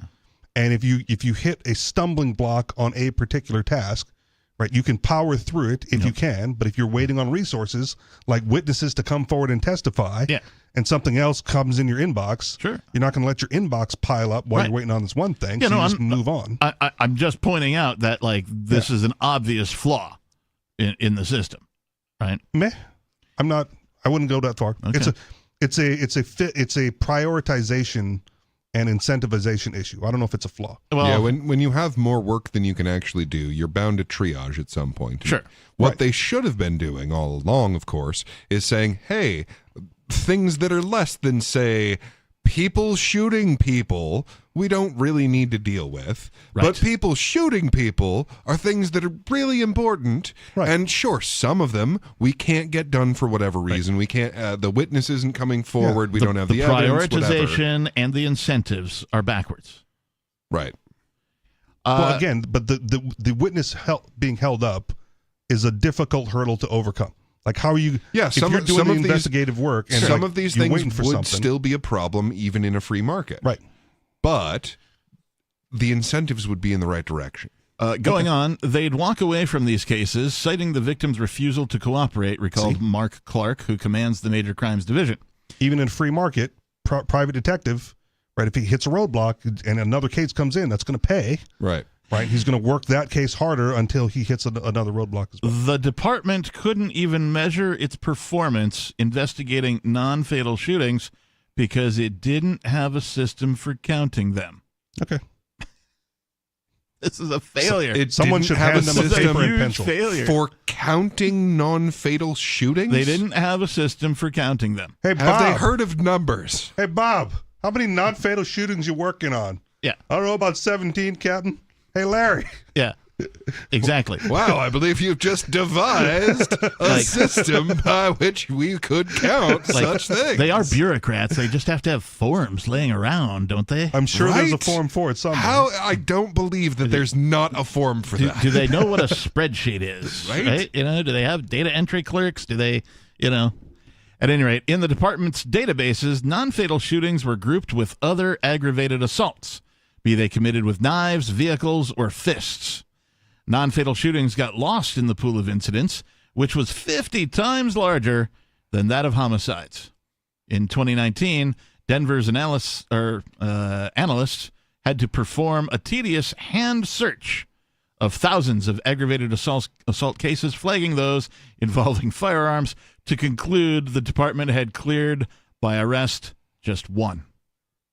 So, again, I want to know, like, if they're going to hang their excuse on the witnesses, right? How are the new detectives with more time and energy able to compel those witnesses to talk or to come forward or to go out and Great question. Okay. Philip Cook, a professor emeritus at Duke University and one of the country's most foremost economists of crime. You can be an economist of crime? Oh, man. Should have taken that. Said this is typical of police departments and bad policy. So everything that we just read, everything we sort of just complained about is typical of police departments, and also they typically have bad policies. If the justice system aims to incarcerate those with a high likelihood of harming others, there are few people more important to detain than those who have shot and almost killed someone else, particularly given that the victim of an unresolved shooting might be motivated to retaliate with violence on their own. Inconsistent policing, as they have a right to do. Inconsistent policing of gun violence also undermines any role the justice system plays as a deterrent, since evidence shows the certainty of punishment is more important than its severity for discouraging reoffending. In the book he co-authored, Cook hypothesized that allowing shooters to act with impunity likely demoralizes their communities, erodes trust that law enforcement is capable of keeping the peace, and makes it harder for officers to win the cooperation of witnesses. To which I say, derp! Go out and buy a gun. Captain Obvious, coming at you. Right? If you're going to chase someone down who just almost stole your car, you should be armed in that pursuit.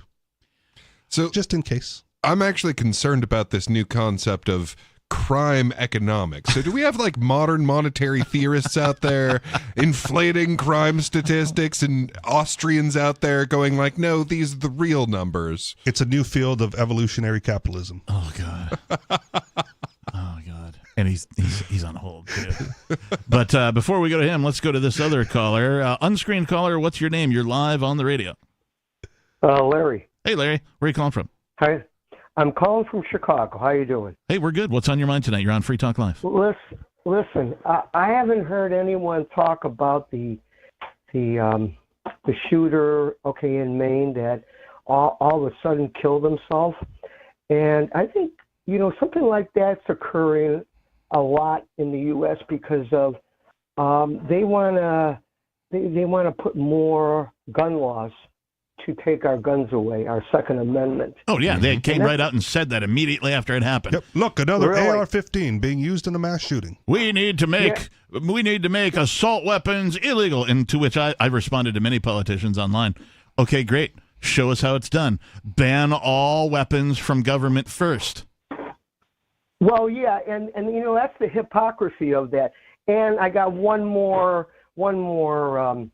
topic, and I don't think it's talked about a lot, is that do you ever guys have a caller talk about Rome? Rome, you ever heard of all roads lead to Rome? The Roman Empire. When in Rome. Yeah. Apparently men think about it every 7 minutes or so, after sex. Okay. Well, they haven't changed. They're still trying to conquer the world. And the Roman Empire. About it, yeah, and everyone says it's the Jews. It's not the Jews. Look, it's the Jews. It's the Romans. Just hear me out. All right. Is that they run the hospitals, they run the schools. Let's see, what else? They run the universities. They run the universities, and they're very powerful. These are some extraordinary claims. Well, but I mean, it's just nobody is actually pointing the finger to them of all this havoc that's going around the world, and with the. So, are you talking about Italians? A very specific sect of Italians, the Romans. I'm talking about. It's has nothing to do with Catholic Church. Religion. It's just talking about them. You can interview. Go ahead, make it quick, Larry. If you can interview is Johnny Cerruti on the Odyssey channel.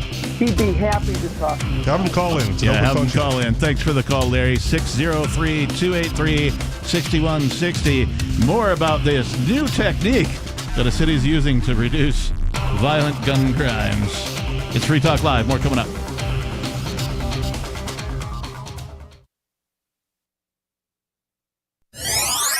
Video game players love customizing every aspect of their character. One game, Elder Scrolls Online, has set a new bar for character creation by letting players design every organ and cell in their avatar's body. In Elder Scrolls Online, you get to play as whoever you want to play.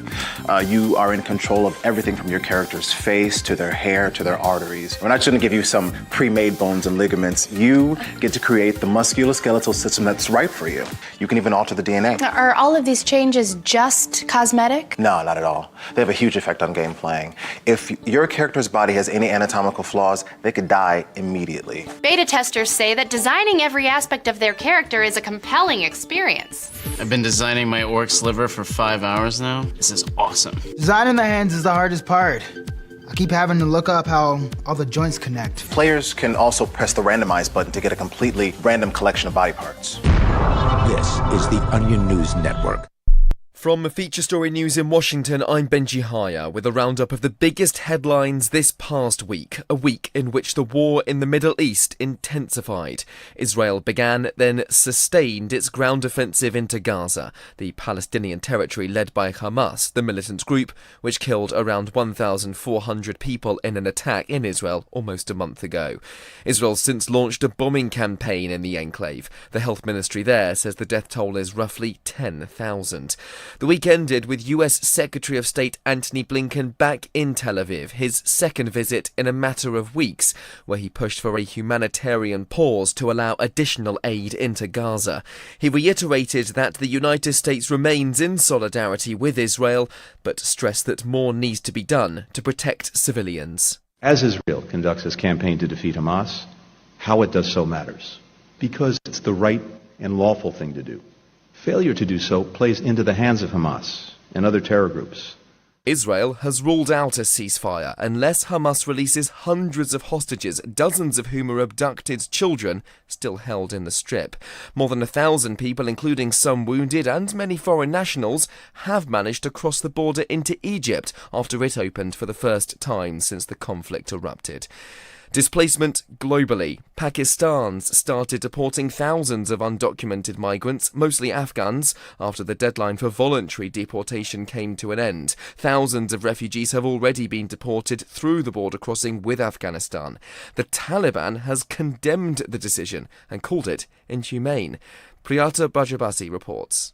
As Pakistan begins the forceful deportation of thousands of Afghans, many of them who have called Pakistan home for decades say they have nothing to go back to. Others say they're terrified to be heading back to a Taliban-ruled Afghanistan. Taliban said the Pakistani government must halt the expulsion of immigrants. Pakistan claims it is acting to protect national security. In other news, Eric Trump and Donald Trump Jr. had been in court this week, testifying that they had no involvement with documents that a judge ruled were fraudulently manipulated. The two brothers, together with their father, former President Donald Trump, are accused of inflating the value of properties and other assets in order to secure better loans. Here's Jody Jacobs. Both Eric and Donald Trump Jr. have told the court here in New York that they were not involved in the questionable valuations that now threaten to crumble their father's real estate empire. Eric and Trump Jr. were in charge of the business empire while their father served as president from 2017 to 2021. Trump himself is set to testify on Monday, the latest in many court appearances for the former president. I'm Benji Haya. That was your week in review. Don't miss a moment of Free Talk Live. Get our archives daily via our podcast at feeds.freetalklive.com.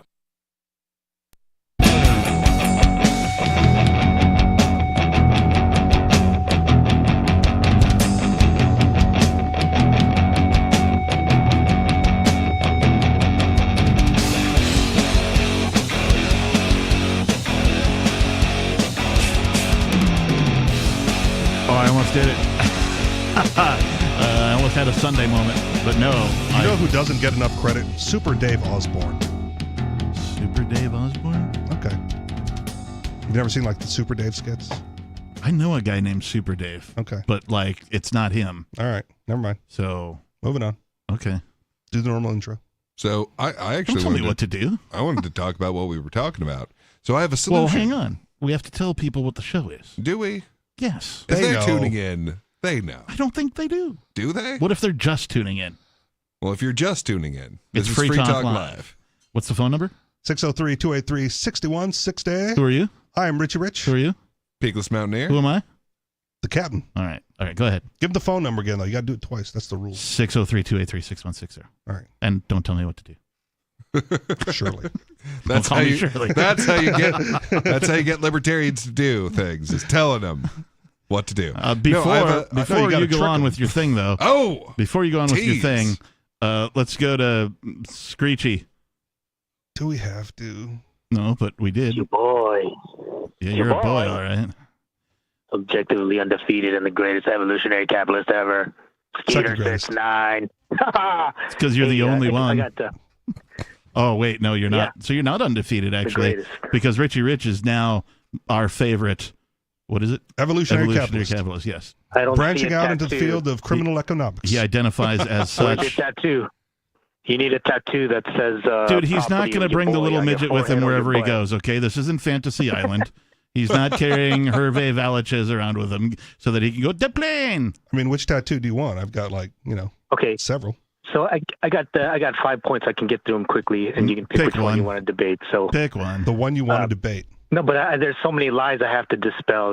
So for instance, on Thursday, I want to You're our address boy. Jay's lie. Start with that one. I want to No, address Jay's lie. let's skip over about that one because executive Jay's not here. You want to call in and talk about something Jay said? Call in and Okay. talk to Jay. order. I can't. Oh, what's her face doesn't answer my calls. Gee, I wonder why. I can't call him on that. Okay, so number wonder 2 why. then. Well, anyways, I'll just I mean, say he real has quick. this limitless charisma. Executive Order 1110 is a JFK myth. He didn't want to introduce silver as money or introduce the U.S. note. He wanted the Federal Reserve notes to come into existence. That's what Executive Order 1110 is. No, So he's lying this about one's that. actually fair. Like that is a myth that gets propagated around our circles. Okay, that's the one. You get to pick that topic, and Peakless will take it. Yeah, No, that's no. absolutely fair. Is that JFK? They say he was If he agrees with assassinated me, I don't because wanna pick it then. too late, man. You picked it. I mean, this is a Ghostbusters scenario. I wanna We're argue. doing I the don't Stay wanna Puft agree. Marshmallow Man. I'm sorry, it's happening. This is happening. You can accept it. I got Now, other things though. He Better didn't. He didn't want to take us off of the dollar and institute like a silverback dollar or any of the other versions of this that you hear. No, he got assassinated for obvious reasons. Reason number one being promising to dismantle the Central Intelligence Agency. So you're with Skeet Balls on this one. Yeah, I'm with him on this. Like that is a myth that gets propagated He's with me on around evolutionary profit too. around Federal Reserve hating groups.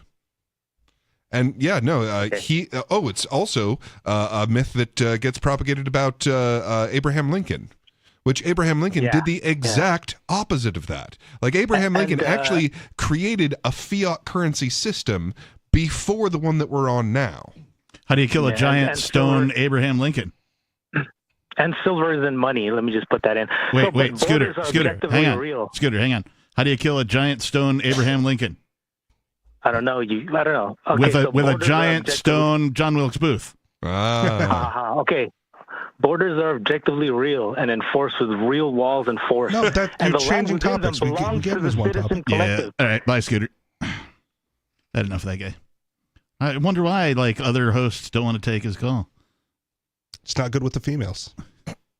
Except his mom. Yeah. I do want to go back to the main shooting thing, though, and point out that there's a really simple fix for all of the mass shootings.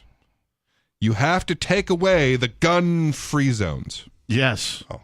Yeah. Wait, did that happen Every in the gun-free zone? Yes. Yes. I was gonna say just like magazine every restrictions. other mass shooting. And I mean, maybe not literally, but nearly literally every single mass shooting, all of these so-called active shooters, they go to gun-free zones. So, okay, you're probably right.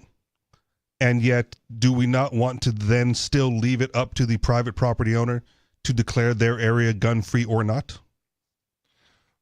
Well, if it was a private property owner, that would be one thing. It was a bowling alley and a restaurant. I mean, I don't think it was a state-owned bowling alley or a restaurant. Well, a lot of these get done in government facilities. Right. That's so why when I you was have asking a private if- property owner, well, and here's one thing to really change in the culture is that realize that you are taking your life into your own hands by entering a gun-free zone. You might think that it's all fun and games. We're just going to go bowling, but no, that bowling alley does not allow anyone to effectively defend you. Well, and who was the mall shooter? The Duggins drill or something. I can never remember his name. Not the Vegas guy, but the Minneapolis guy. Maybe, I don't remember. Are you talking about the one where like it was a gun-free zone, but And he was breaking packing. the rules? He was breaking the rules, Right. And thus it was like not a huge issue because he just immediately I think took the we guy should down. take all of the gun-free zones and turn them into free gun zones. Well, again, there you go. If the private property owner makes a declaration that he doesn't want this on the property, much like you packing at the strip club there, Captain, right? You go like, well, if they're not going to let me carry in, I'm not going to patronize this business, right? You have a voluntary ability to like not go to gun-free zones. If you want to be safe at the bowling alley, right, then either you break the rule, you don't go, you go to a different bowling alley, or you start your own bowling alley that allows guns, and you can say like, this is the safest bowling alley in the state, or whatever, because we allow our patrons to be armed, and our staff is armed, and if you walk in here, brandishing anything, right, you will be quickly put down.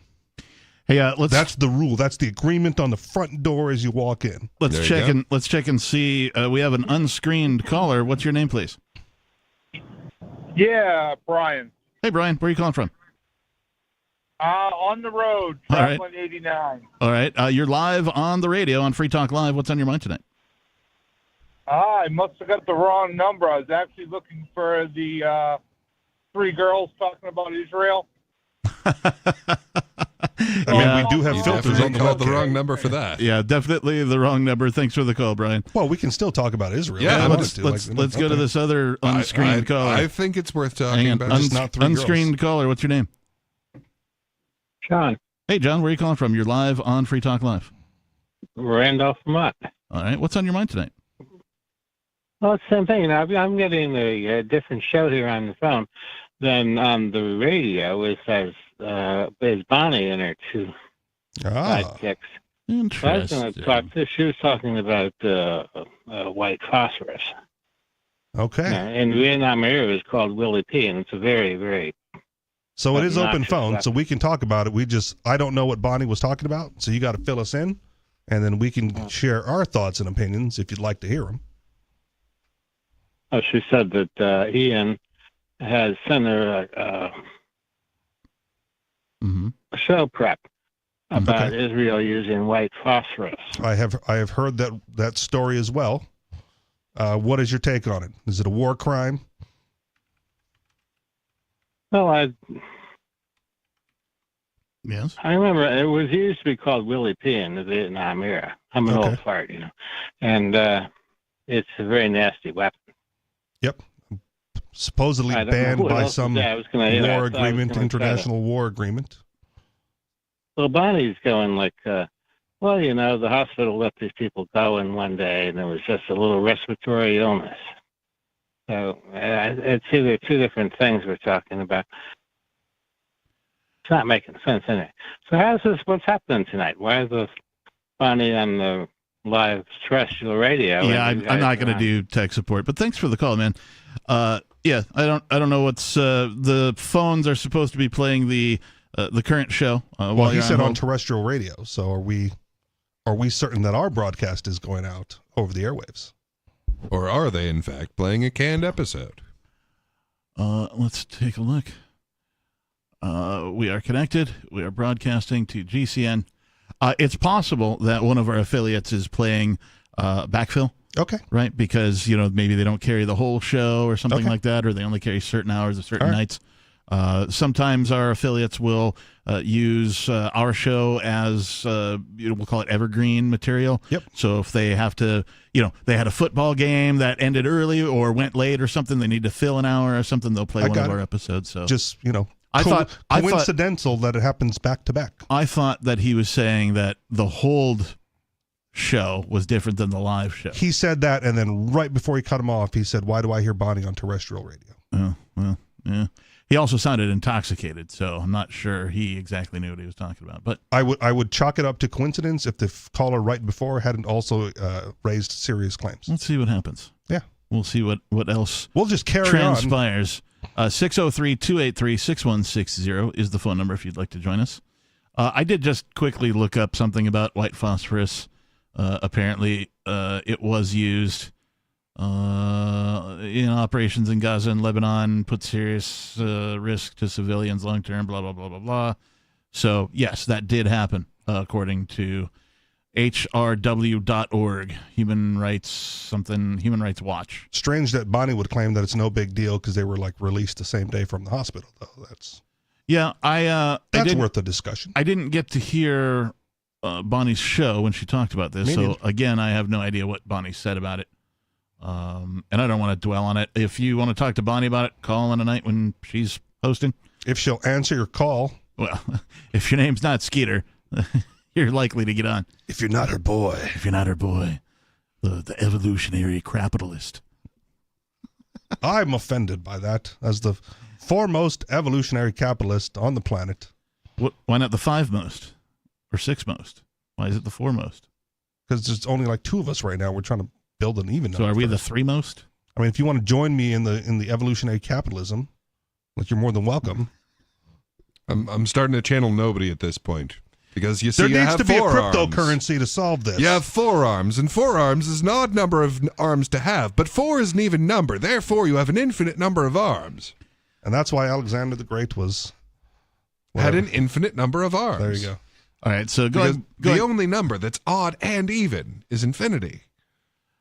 We have a lot to cover. So not even a number. I think we've concept. I think we've talked enough about this Denver thing. There's more to it, and it's just as depressing as you think it is, where, they're finally like, hey, if we just put a bunch of time and effort into solving these crimes, we can actually do it. In a world where the police actually did their job. Yeah. When you actually solve these crimes, you have less of these crimes. Wacky. Yeah, it's... I will post this article from themarshallproject.org to all of our They've only got like a year's worth of websites. data, though, so, So anyway, I want to move on because we have a lot to cover tonight. This from the AP. L.A., Los Angeles, not Louisiana. L.A. Police Department says YouTube account suspended after posting footage of a violent attack. Okay. YouTube is finicky like that. So what is their gripe? The LAPD said Saturday its YouTube account was suspended by the company after the department posted video of a violent assault in an attempt to get the public's help, and that its appeal for reinstatement was denied. Good. Move to library. Oh, wait, you can't because you guys shut it down. The department's Move to announcement Odyssey. was posted on social media site Twitter. It was their announcement because, they were shut down on YouTube. They had to, Fine, we're going to Twitter. Yeah, they had to post it on Twitter. Twitter will take anybody right now. Twitter will let us put violent content up there. Think of the amount of people who were trying to do exactly what this police department was trying to do. Like, I'm going to post this footage because I need some help, right? Here's a porch pirate, right? Here's a, guy got into a fight in the parking lot and, just happened to get it on my phone, but it's a violent attack, so, YouTube takes down your channel. Hey, right? man, when you're I'm just part of trying the to live figure leak out, generation, so don't even come at me with that. The what generation? The live leak. Live leak? Oh, yeah. You're too old. You're too young. I'm getting a thumbs up from the producer, man. Are you sure that's a thumb? I don't know. Felt like a thumb. All right. LAPD officer Drake Madison said Saturday he did not have details on when the department was notified of the suspension from YouTube or when its appeal was denied. YouTube, which is owned by Google, did not immediately respond to an emailed request for comment on Saturday. The YouTube channel for LAPD headquarters has been suspended after we posted a video of a brutal attack in Pacific Division, asking for the public's help in identifying the suspects. Man, that is bizarre. The government being treated like human beings. Yeah. If only the government could treat humans like human beings. Because the corporations really run things, and they went head-to-head with Google. We have appealed the suspension and have been denied, the department said. The violent offender was probably a CIA asset that had to be protected. Yeah. The department sought the public's help in an October 26 news release describing a brutal assault in which 2 suspects punched a victim and struck the victim in the head with bolt cutters. That does sound brutal. Detectives wanted help identifying the 2 suspects. The accompanying video on the news release was removed for violating YouTube's terms of service, according to a note on the video. The department said it will continue communicating critical information to the public on its website. Video of the assault remains posted on Twitter. Wow, it's almost like if you throttle free speech, we can't freely communicate with each other. Oh, weird, huh? Yeah. YouTube is not a free speech platform, man. No, it never has been. Nor is Twitter. Twitter at least purported to be in the beginning and realized that it claims that concept, it wants to be, but it isn't. You're correct. It is not. And I will step out on the limb and say, nor should any platform be. It's a failed model. Being a free speech platform? Yes. Works for Library. Okay. But Library has like no headway and already got shut down by the SEC or whomever. Yeah, in fact. Right. And now it is immortal. Okay. Well, Library and Odyssey You struck both, it down, and now it has become more powerful than you can possibly imagine. Has it? Well, they both still exist. Yeah. So and I don't know, they're technically not even DAOs, and perhaps they will become DAOs, but I think it's going to depend on voluntarists coming together and developing upon it in order for that to happen, because the people officially, Odyssey Inc., right, Library Inc., the people involved in building that have sort of washed their hands of it as per the government's order. Mm-hmm. But it was always a niche market. Yes. And you're not gonna expand that to the masses. Yeah. So, but also like the government couldn't actually take it down either. Because of its decentralized nature. I don't care about it being taken down. I'm speaking primarily on popularity and use. Oh yeah.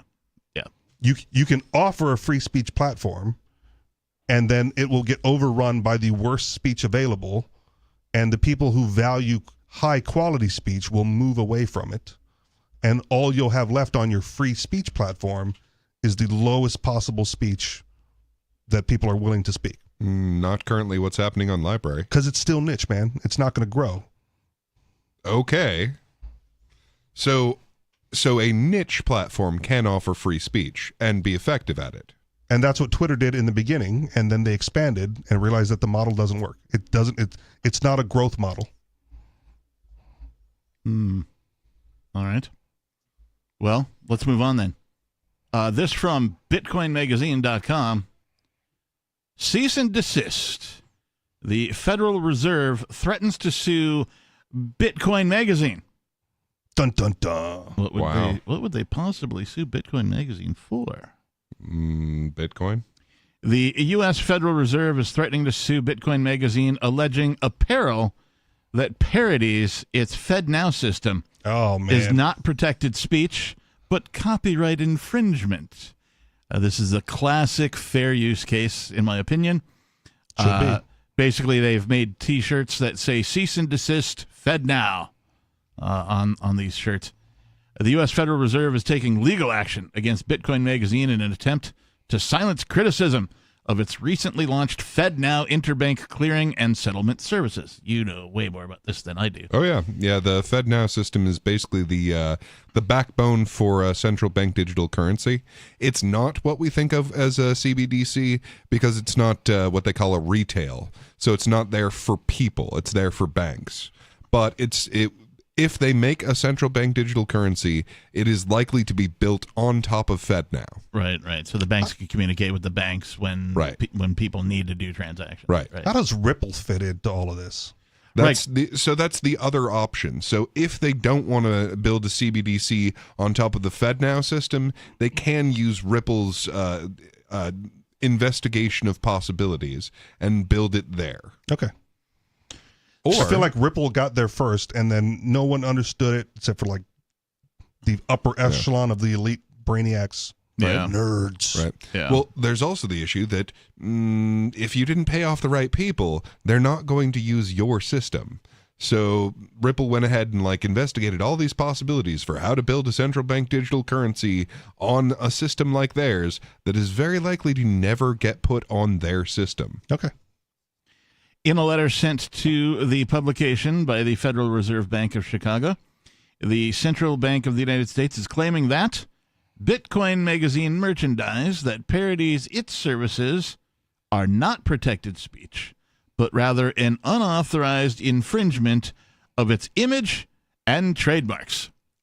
This is impossible to be an infringement of its image and trademarks, because in order to be an infringement, you have to prove a business monetary loss. That this copy or whatever it is that they're claiming, right, is causing you to lose revenue.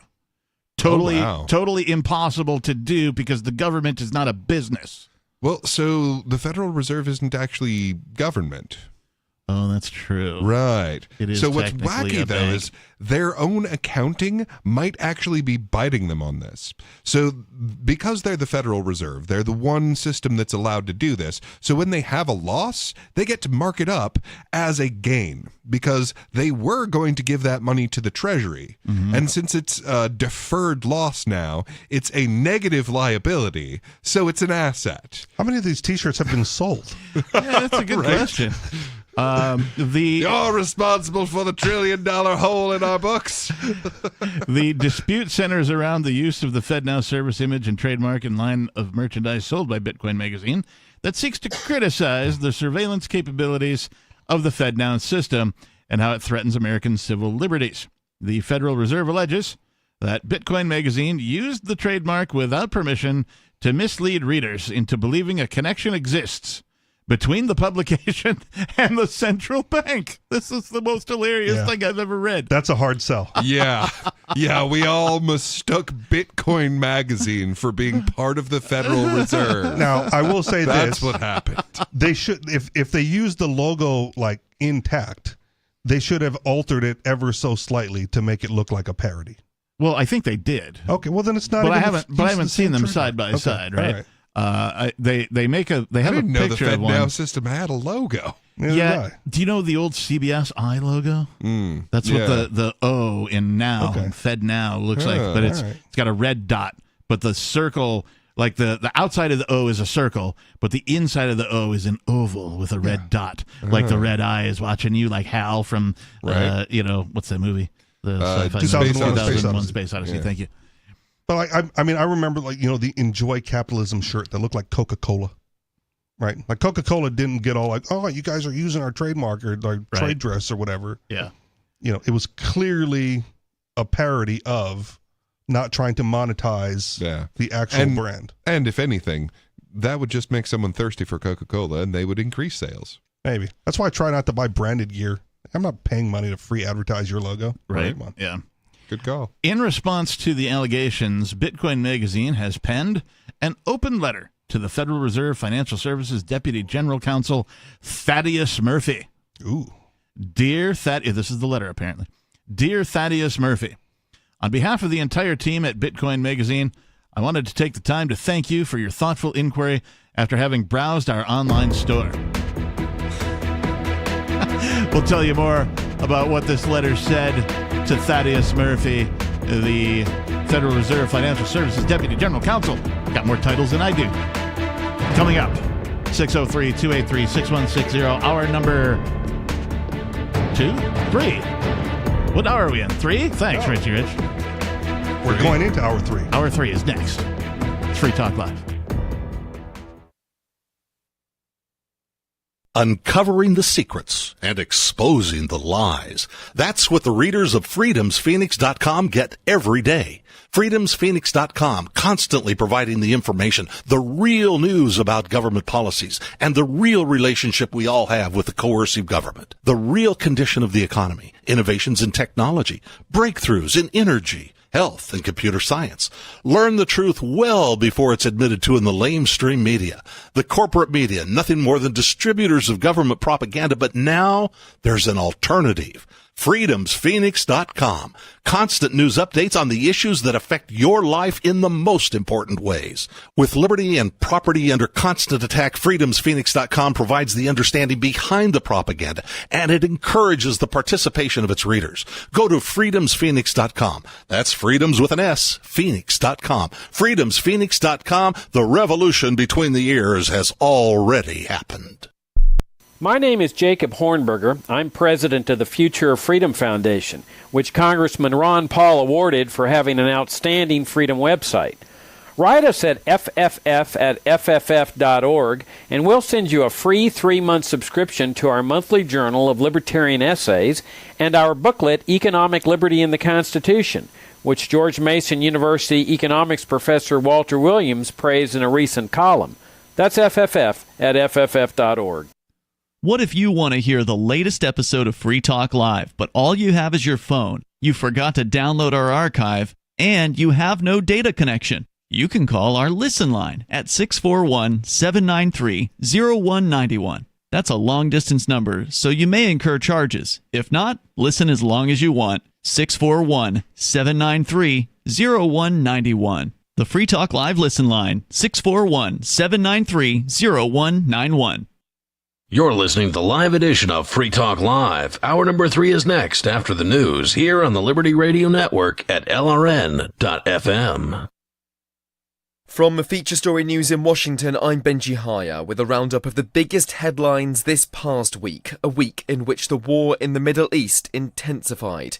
Israel began, then sustained its ground offensive into Gaza, the Palestinian territory led by Hamas, the militant group which killed around 1,400 people in an attack in Israel almost a month ago.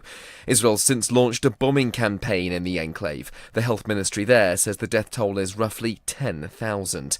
The week ended with US Secretary of State Antony Blinken back in Tel Aviv, his second visit in a matter of weeks, where he pushed for a humanitarian pause to allow additional aid into Gaza. He reiterated that the United States remains in solidarity with Israel, but stressed that more needs to be done to protect civilians. As Israel conducts its campaign to defeat Hamas, how it does so matters, because it's the right and lawful thing to do. Failure to do so plays into the hands of Hamas and other terror groups. This is what binds us as human beings. I've seen images, too, of Palestinian children, young boys and girls, pulled from the wreckage of buildings. When I see that, when I look into their eyes through the TV screen, I see my own children. How can we not? Israel has ruled out a ceasefire unless Hamas releases hundreds of hostages, dozens of whom are abducted children still held in the Strip. More than 1,000 people, including some wounded and many foreign nationals, have managed to cross the border into Egypt after it opened for the first time since the conflict erupted. Displacement globally. Pakistan's started deporting thousands of undocumented migrants, mostly Afghans, after the deadline for voluntary deportation came to an end. Thousands of refugees have already been deported through the border crossing with Afghanistan. The Taliban has condemned the decision and called it inhumane. Priyata Bajabasi reports. As Pakistan begins the forceful deportation of thousands of Afghans, many of them who have called Pakistan home for decades say they have nothing to go back to. Others say they are terrified to be heading back to a Taliban-ruled Afghanistan. Over the past month, Pakistan has expelled more than 100,000 Afghan migrants. Taliban said the Pakistani government must halt the expulsion of immigrants, adding Afghans should not be penalized for bilateral tensions between Islamabad and Kabul. Pakistan claims it is acting to protect national security following a sharp rise in terror attacks after Taliban's takeover. The US and China are among countries that signed a declaration to work together to tackle the risks posed by artificial intelligence. Attending a summit in the UK, they agreed that AI brings the potential for catastrophic harm to humanity, but stopped short of calling for international regulation. In other news, Eric Trump and Donald Trump Jr. have been in court this week, testifying that they had no involvement with documents that a judge ruled were fraudulently manipulated.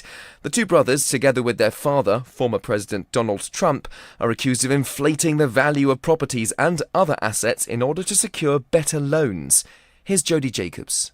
Both Eric and Donald Trump Jr. have told the court here in New York that they were not involved in the questionable valuations that now threaten to crumble their father's real estate empire.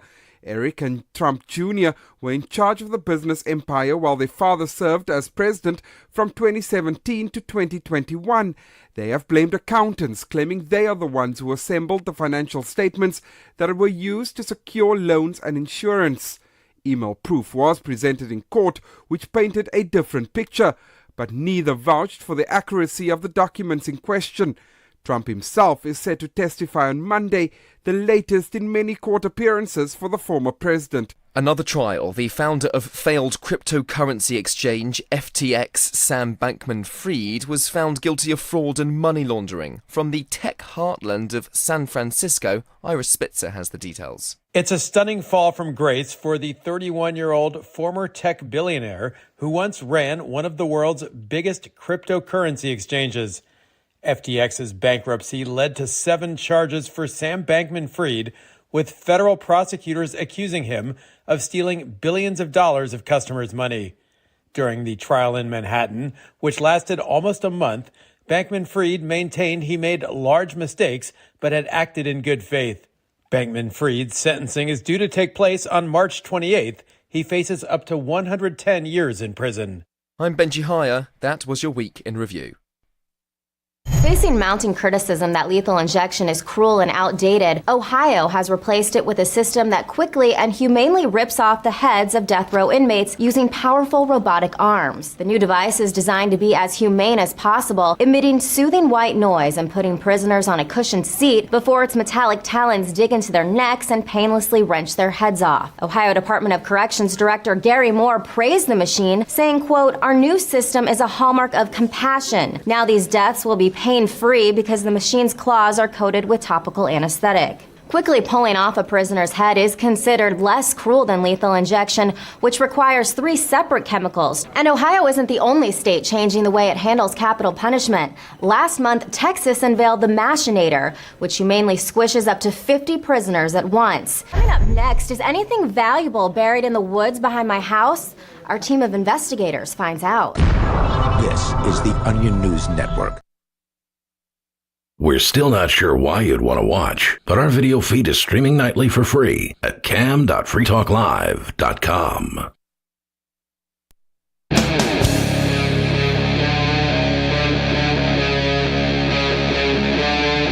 Free Talk Live.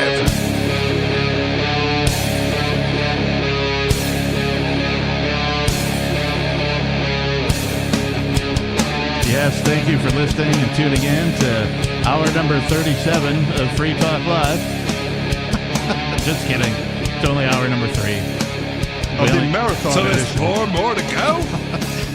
The 37th hour of the Saturday night edition of Free Talk Live. It's like we're doing a telethon. Like Captain yes. said there would be no math, and so we're just screwing it all up. I did say it. I really did. This is what happens when you promise there will be no math. Hour number 3 is underway here at Free Talk Live. Bitcoin is back by 37 hours in a 24-day period. I've read a meme that's popped up recently on the social media. That's it's something like a year should be 13 months. And if it were, then every month would have 28 days, and the first of the month would always be this, or the last of the month would always be that. I've been pitching that for there'd be no leap years. year. And I mean, is that true? Like, I just read the meme and I laughed at it, but I don't even know if does the math add up? It's a lunar calendar. It's literally why we have the word month. Moon, month. Yes, it's a like creme de month. Yeah, the first month of the year. Yeah, that's where we get the word month is moon, and that's why they're that's how many they're supposed to be. And September is means 7, and yet it's the 9th month. And octo is the prefix for 8, and yet it's the 10th month. Yeah. You guys remember? And November, and December. which of course means the 11th month. Right. Same with December. They screwed it up at the end there. Right. Deca. Yeah. By Deca, I mean 12. You guys remember the movie The Purge? Oh, yeah, absolutely. Right? We're like, it's legal to kill, right? Yeah. And then there's all these different things that months champion for, right? Oh, it's Breast Awareness Month, or it's No Shave November, or whatever, right? That kind of thing. No Shave November. Yeah. That's what they're calling it. Well, that's one of them. That's one of them. It's one of the many names or things that are championed in certain months. I've always maybe nonstop Shave November. And yes, I realize that this violates the non-aggression principle, but I've always envisioned Slaptember. Okay. Right. So if you happen upon somebody and you're like, that guy needs to be slapped, you can just go ahead and do it without repercussion. So it's like a micro purge. The Slug Bug World Championship. It's something along those lines. Yes. It's a purge planet, Morty. Yes, because sometimes people put themselves in positions where you're like, man, that guy needs to be slapped. There was a dude with a really good subwoofer driving through the neighborhood playing the purge siren, and that's cool. I hate to tell you how politically unviable your plan is. Totally. Because I would be traveling to Washington every single year, just hunting them down. That one needs a slap. Getting ready for that big Slaptember trip.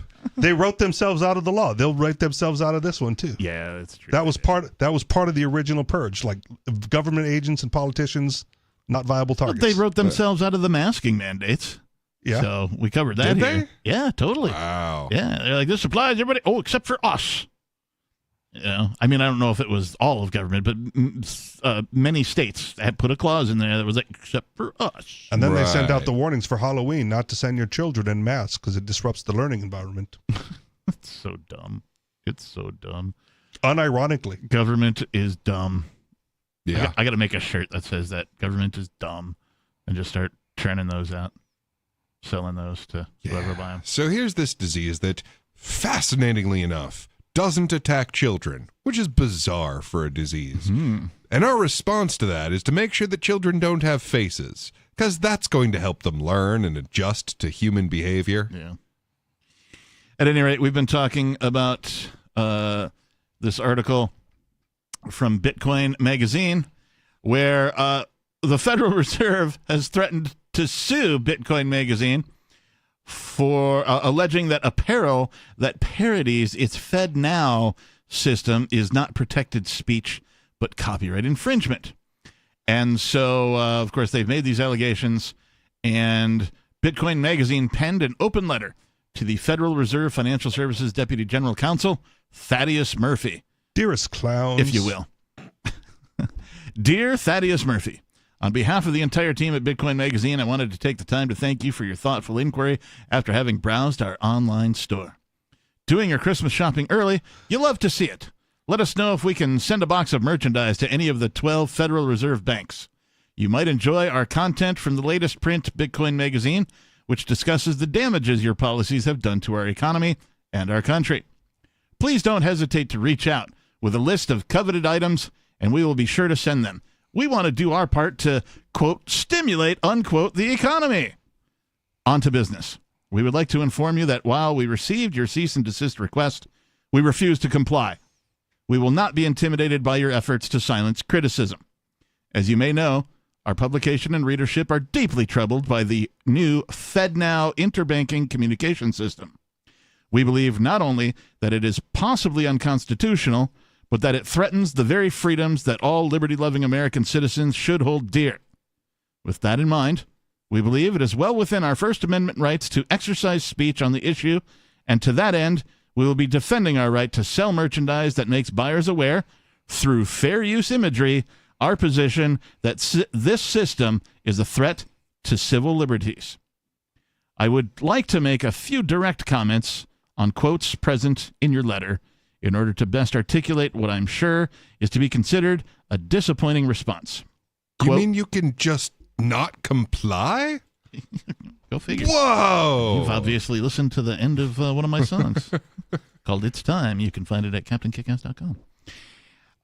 So here is a quote, and then they will comment on it. The quote is, "The Federal Reserve has extensively used and promoted the FedNow mark and has built up substantial goodwill in this invaluable asset." Substantial goodwill, my ass. How long have they been promoting this thing? It's only been a couple of months, right? I only heard substantial goodwill. I only heard about it through this article. I mean, we talked about FedNow. I'll admit a little bit of the logo. Oh, okay. Right? Their trademark, if you will, right? I'll admit a little bit of like echo chamber here, but literally everyone I know who knows that FedNow exists is against it. Like, I don't even know what the arguments in favor of it are. And you want to tell me that there is substantial goodwill about a thing that people don't know exists. Right. Or how it works. I will breach the topic briefly then and say quicker clearings is the best positive for consumers. People don't know what clearings are. They do. Well, they don't know what they are, but they know the effect. Right? Like, why don't I have access to my money immediately if I deposited my check? Right? And this solves that. So at any rate, the quote is, the full quote, "The Federal Reserve has extensively used and promoted the FedNow mark and has built up substantial goodwill in this invaluable asset. Financial institutions and consumers associate the FedNow mark with the Federal Reserve and its services." No, I don't think they do. Again, people don't know this thing exists. So the this people is, that do know right. this thing exists are almost exclusively against it. So this is a quote from their cease and desist letter. Now, this is Bitcoin Magazine's response. All right. "That's an interesting point. For starters, what goodwill has the Federal Reserve built up? Have you seen the state of the working class today? Perhaps you've already forgotten how Fed policy directly led to mismanaged bond portfolios in regional banks across the country, such as Silicon Valley Bank, Signature, Silvergate, or First Republic. Perhaps you've already forgotten about the historic inflation rates seen throughout the U.S. since government-imposed lockdowns all but forced the Treasury's hand to stimulate the economy to the tune of trillions of dollars. There is no goodwill, Mr. Murphy, and it's certainly not substantial goodwill either." And the Bitcoin Magazine wouldn't want to be using that bad will to sell products or be associated with it. Right. Here's another quote. "The Federal Reserve recently learned that Bitcoin Magazine is selling T-shirts, hats, and other wearables bearing the FedNow name, as shown in the screenshot below. Bitcoin Magazine's use of the FedNow mark in this manner is likely to cause confusion, mistakes, or deception. Consumers are likely to believe that the gear is associated with, affiliated with, or endorsed by the Federal Reserve when no such association or relationship exists." FedNow condoms. Be safe when getting screwed by the Federal Reserve. Yeah, those are awfully short condoms, though, if it just says FedNow on them. All right. So that was their statement. Asian small. Here's Bitcoin Magazine's response. Well, remember, that's the quantity that they're easing. "This is false. Bitcoin Magazine is exercising its First Amendment rights to social commentary and parody. I'm sure you'll notice the all-seeing eye that symbolizes the state of total financial surveillance that your agency is seeking to impose on the American financial system. We do not believe that anyone that is familiar with our editorial guidelines and general stance on the world would ever associate Bitcoin Magazine with the Federal Reserve. There you go. We agree with your assertion that no such association or relationship exists.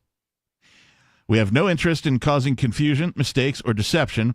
That sounds more like a job for those responsible for telling the market they wouldn't raise rates after a massive monetary expansion and then went on to raise them faster than at any time in U.S. financial history." They'd probably sue the Babylon Bee for using the logo in one of their parody articles, too.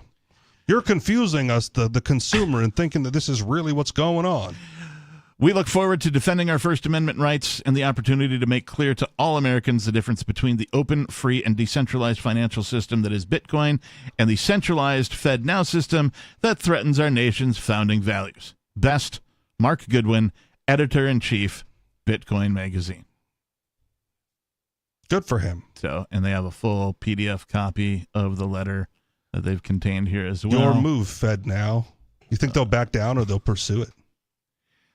I'm looking to be entertained either way. Okay. Yeah, I mean, I expect they'll follow up. If they pursue it, though, then Bitcoin is going to have to raise capital to defend it. Bitcoin Magazine. Oh, I think that'll be really easy to do. Okay. I mean, the people that they have access to will be happy to support a lawsuit against the Federal Reserve, even if it's not the way that they would like it to be posed. I get it, but that's still capital diverted from more productive uses that are then going to have to go towards defending a lawsuit against the Federal Reserve. Is it? I mean, this is an obvious fair use free speech issue. I get it. Right. So in my experience with parody, which is what this is, parody cannot be something that you lead with. It can only be used in defense of a thing. I'm not suggesting that the Bitcoin magazine is going to lose. Right. What I'm saying is the capital that they're going to spend on lawyers in defense of this lawsuit, should it be pursued, could have been used better elsewhere. True, although there's no such thing as bad publicity. This will definitely be a publicity-generating event. Okay. Should this suit go forward. And so if I'm Bitcoin Magazine, I just reallocate some marketing budget to the lawyers. All right. And, go from there. I'll accept that. Because to me, that's marketing, right? Okay. That's, right. You're getting your brand out there, right? You're getting people protesting at the courthouses, and because they are media, right? That's going to go out. They're going to release press releases about what's going on, the whole 9 yards, right? So if you're calling it marketing, I'll accept it. I'm just saying that it could be reconfigured to use marketing budget for paying the lawyer so that they're not really out more than whatever they had budgeted for the year or two or whatever. But that's not to say that the state can't drain them. They certainly can. The state has the ability. The state does to lots of people. Right. The state has the ability to do so. So we'll see how it goes. But you can take the plea or you can pay money for lawyers. I'm very interested to see what happens. Let's go to, we've got Major Payne on the line. Major, you're on Free Talk Live. Hey, guys. Hey. I got, well, you know how these government agencies got to spend all their money or their budget won't get renewed? Mm-hmm. Yep. Right? All right. Well, not that I have anything against women, infant, and children, but the WIC program is evidently doesn't have enough respondents to drain its tank of cash. So there's a big fret about, oh, no, we might get canceled. So what you're saying is we got to go make more single moms. Women, infants, and children, but that just tickled my elmo when any damn government thing gets canceled. It tickled your elbow? Elmo. Tickled my elmo. That's what he calls it. Remember the old Tickle Me Elmo dolls? Yeah, I don't really want to, but sure. I had one. Well, whatever. It's something I made up a long time ago, just kind of stuck in my head. It's definitely stuck somewhere. Oh, what is this? Anyway, the main shooter and all the rest of these mass nut shooters, for that matter. Mm-hmm. You remember the Oxy crisis, of course, and how they finally had so much dirt they couldn't hide it anymore, that there was an opioid epidemic. Okay. So they went after, 2 or 3 drug companies and shut a couple of them down pretty much. Yeah. Well, the problem I got with all this reporting and hoorah is they don't tell anybody anything about what kind of medication that these shooters are on. Because I think most of them are spun out by the big chemical, the big pharma. Well, the main guy was known to the FBI, had already made threats on his army base, was reported, by one of his army buddies or whatever for, that he needed a psych evaluation, and then then surprisingly went crazy. Huh, weird. Oh yeah, the guy actually called the cops and told them too, and they went out and tried to make contact with him like twice, but were unable to, as they say. But you know what? If they really got a hard on for you and they want you, they'll sit outside your house at 5:30 in the morning until a light bulb clicks on, and they know somebody's in there. Oh yeah, that gives them the right kick in the frickin' door. Well, he was a survival expert as well, though, so he could have easily been in the woods doing survival training or survival doing. Well, the fact that he ended up dead with a bullet hole, in the middle of the woods, pretty much speaks for itself. I think they spent 3 days looking for him. Yeah, I don't think they found him in the woods. They found him at work. No, they found him in the woods by work. There was okay. A boat ramp all right. in the river, and the woodlot kind of connected the two. So he knew the land well because, like you said, he was a woodsman. But, when he went out there and, instead of trying to make camp and just escape them, he capped himself. Allegedly. Evidently, he had new allegedly. Bluetooth hardware, which makes you hear things. They can put stuff in those pipes that you can't control or deny, and sometimes even hear, like some certain high-pitched noises that just drive you bonkers and whatnot. Yep. Yep. And he said he was hearing voices, That was part of the story. It never gets done. But I want to, because he was in the Army and he had a previous history of psychotic problems. So you know damn well they had him on some medication. And I'm sick and tired of being just sitting here thinking, oh, well, he must have just been a crazy man. And that's the bone they want us to swallow. And it's horse hockey. It is horse hockey. Yeah, is this going to be one of those, oh, this one also was on selective serotonin reuptake inhibitors? Huh. I mean, haven't they all been? All of these supposed active / mass Alex shooters? Jones has been predicting this for years. Active shooters, suicides, they've all been on SSRIs. Right. Yeah, or some sort of mental health medication. Right. They've had histories of violence. They've, to my knowledge, perhaps all of them had already been on law enforcement's radar. And yet... He was on our radar. Yeah, say the line, right? Yeah. It's the AR-15s, though, because all of them use that, too. Yeah, never mind that being simply the most common rifle. That couldn't have anything to do with it. Most common drugs, most common radar, most common rifle. They know these people. SSRIs are not the most common drug. Hang on. Their institution is kind of new. Hang on. Go ahead, Major. I'm sorry. I said instead of the CIA or the FBI getting found liable for, using these guys as pawns and doping them all up and buying them guns even, if it does come to a head, the OxyContin thing did, they'll just go after the pharma companies again. They'll accept no damn liability. Yeah, they never do. Yeah, good point. No, must be nice to live on top of Mount Sinai, right? Mount Cedar Sinai. Ooh, isn't that a hospital? All right. Yeah, it is. Sure you can get those drugs at that hospital. Ooh, drugs. What else did you want to say, Major? Well, I had a thought, but you guys jumped in and it jumped out my ear. All right. Well, hey, thanks for the call, man. We appreciate you. 603-283-6160 if you want to join us tonight. Yeah, all these... Can you blame the pharmaceutical companies, though? Yes. How so? Because they know that these products are killing people, and they advertise them as if they were not. Is that your only complaint? Because fraud that leads to death. Yes, that's my complaint. Well, because you go to the bar, right? There's a whole bunch of alcohol makers who make alcohol, right? And then they try to pin it on the bartender. And they don't. And they don't tell me that it's not alcohol. Okay.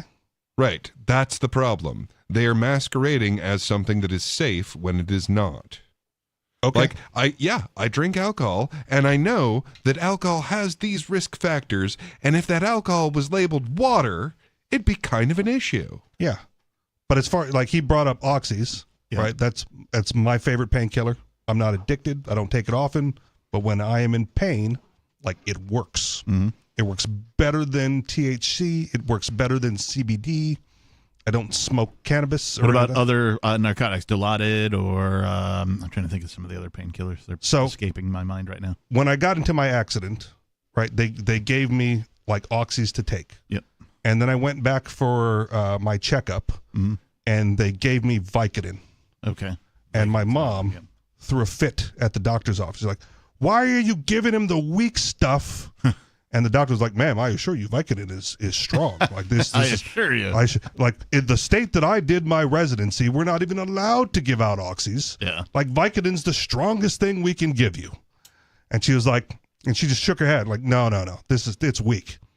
And so I personally put it to the test. And I went, okay, I'm in pain, right? And like broken leg, right? I'm in pain. I got stuff to do. I just want relief. Yeah. And I took a Vicodin. And like 2 hours later, I was still in pain. I wasn't sleeping. Yeah.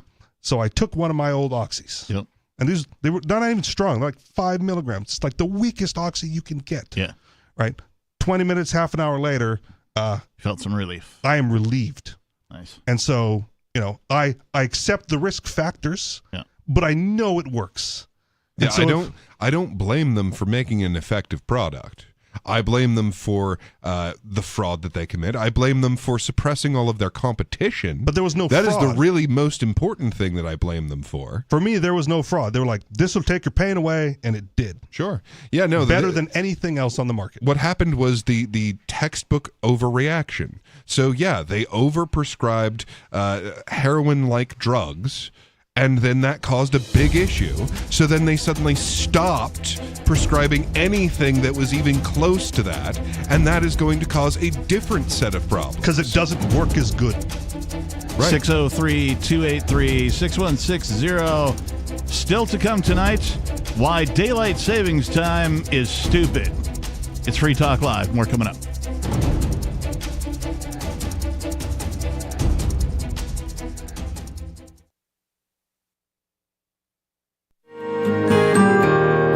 So the protection of life, liberty, and property is what the Free State Project is all about. But it's an effort to move 20,000 people who understand. It's about demonstrating to the entire country that, yeah, we can have a free market, a truly free market. Making it just a freer, great place to live. It's the world's largest voluntarist libertarian community, and it's only getting bigger. That's amazing, to be able to move to a place where other people passionately believe in being free and independent. What the Free State Project is managing to do, though, is to put their money where their mouth is. Physically getting up across the country and saying, let's go someplace and let's demonstrate the power of these ideas. There's a lot of kind of philosophy that surrounds liberty. There's a lot of thinking about it and talking about it. But here in New Hampshire, people are doing it. 101 Reasons Liberty Lives in New Hampshire, a documentary by Free State Project Early Movers. Watch it free at 101reasonsfilm.com. 101reasonsfilm.com. From Feature Story News in Washington, I'm Benji Haya with a roundup of the biggest headlines this past week, a week in which the war in the Middle East intensified. Israel began, then sustained its ground offensive into Gaza, the Palestinian territory led by Hamas, the militant group which killed around 1,400 people in an attack in Israel almost a month ago. Israel's since launched a bombing campaign in the enclave. The health ministry there says the death toll is roughly 10,000. The week ended with US Secretary of State Antony Blinken back in Tel Aviv, his second visit in a matter of weeks, where he pushed for a humanitarian pause to allow additional aid into Gaza. He reiterated that the United States remains in solidarity with Israel, but stressed that more needs to be done to protect civilians. As Israel conducts its campaign to defeat Hamas, how it does so matters, because it's the right and lawful thing to do. Failure to do so plays into the hands of Hamas and other terror groups. Israel has ruled out a ceasefire unless Hamas releases hundreds of hostages, dozens of whom are abducted children still held in the Strip.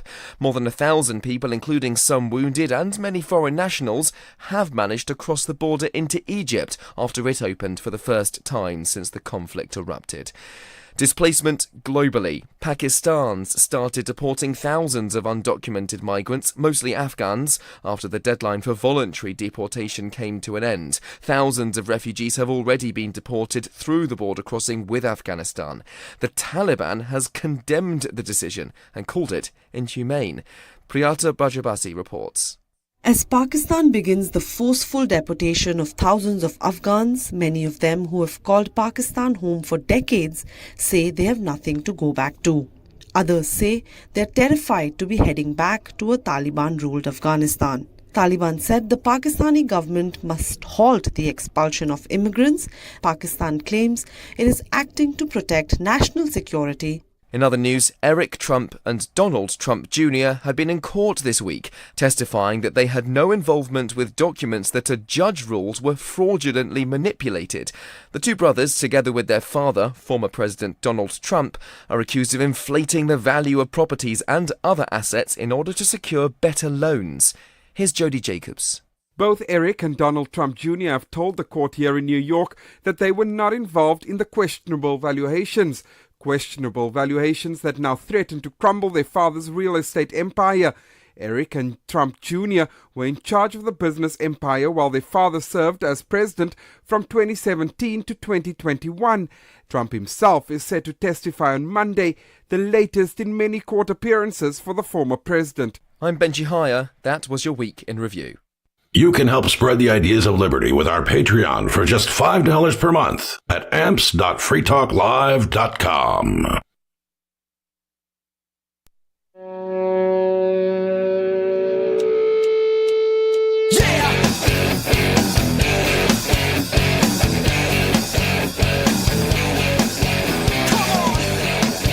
Yes, come on and listen to Free Talk Live. Eight nights a week, including Day. 366 days a year. 8 days a week.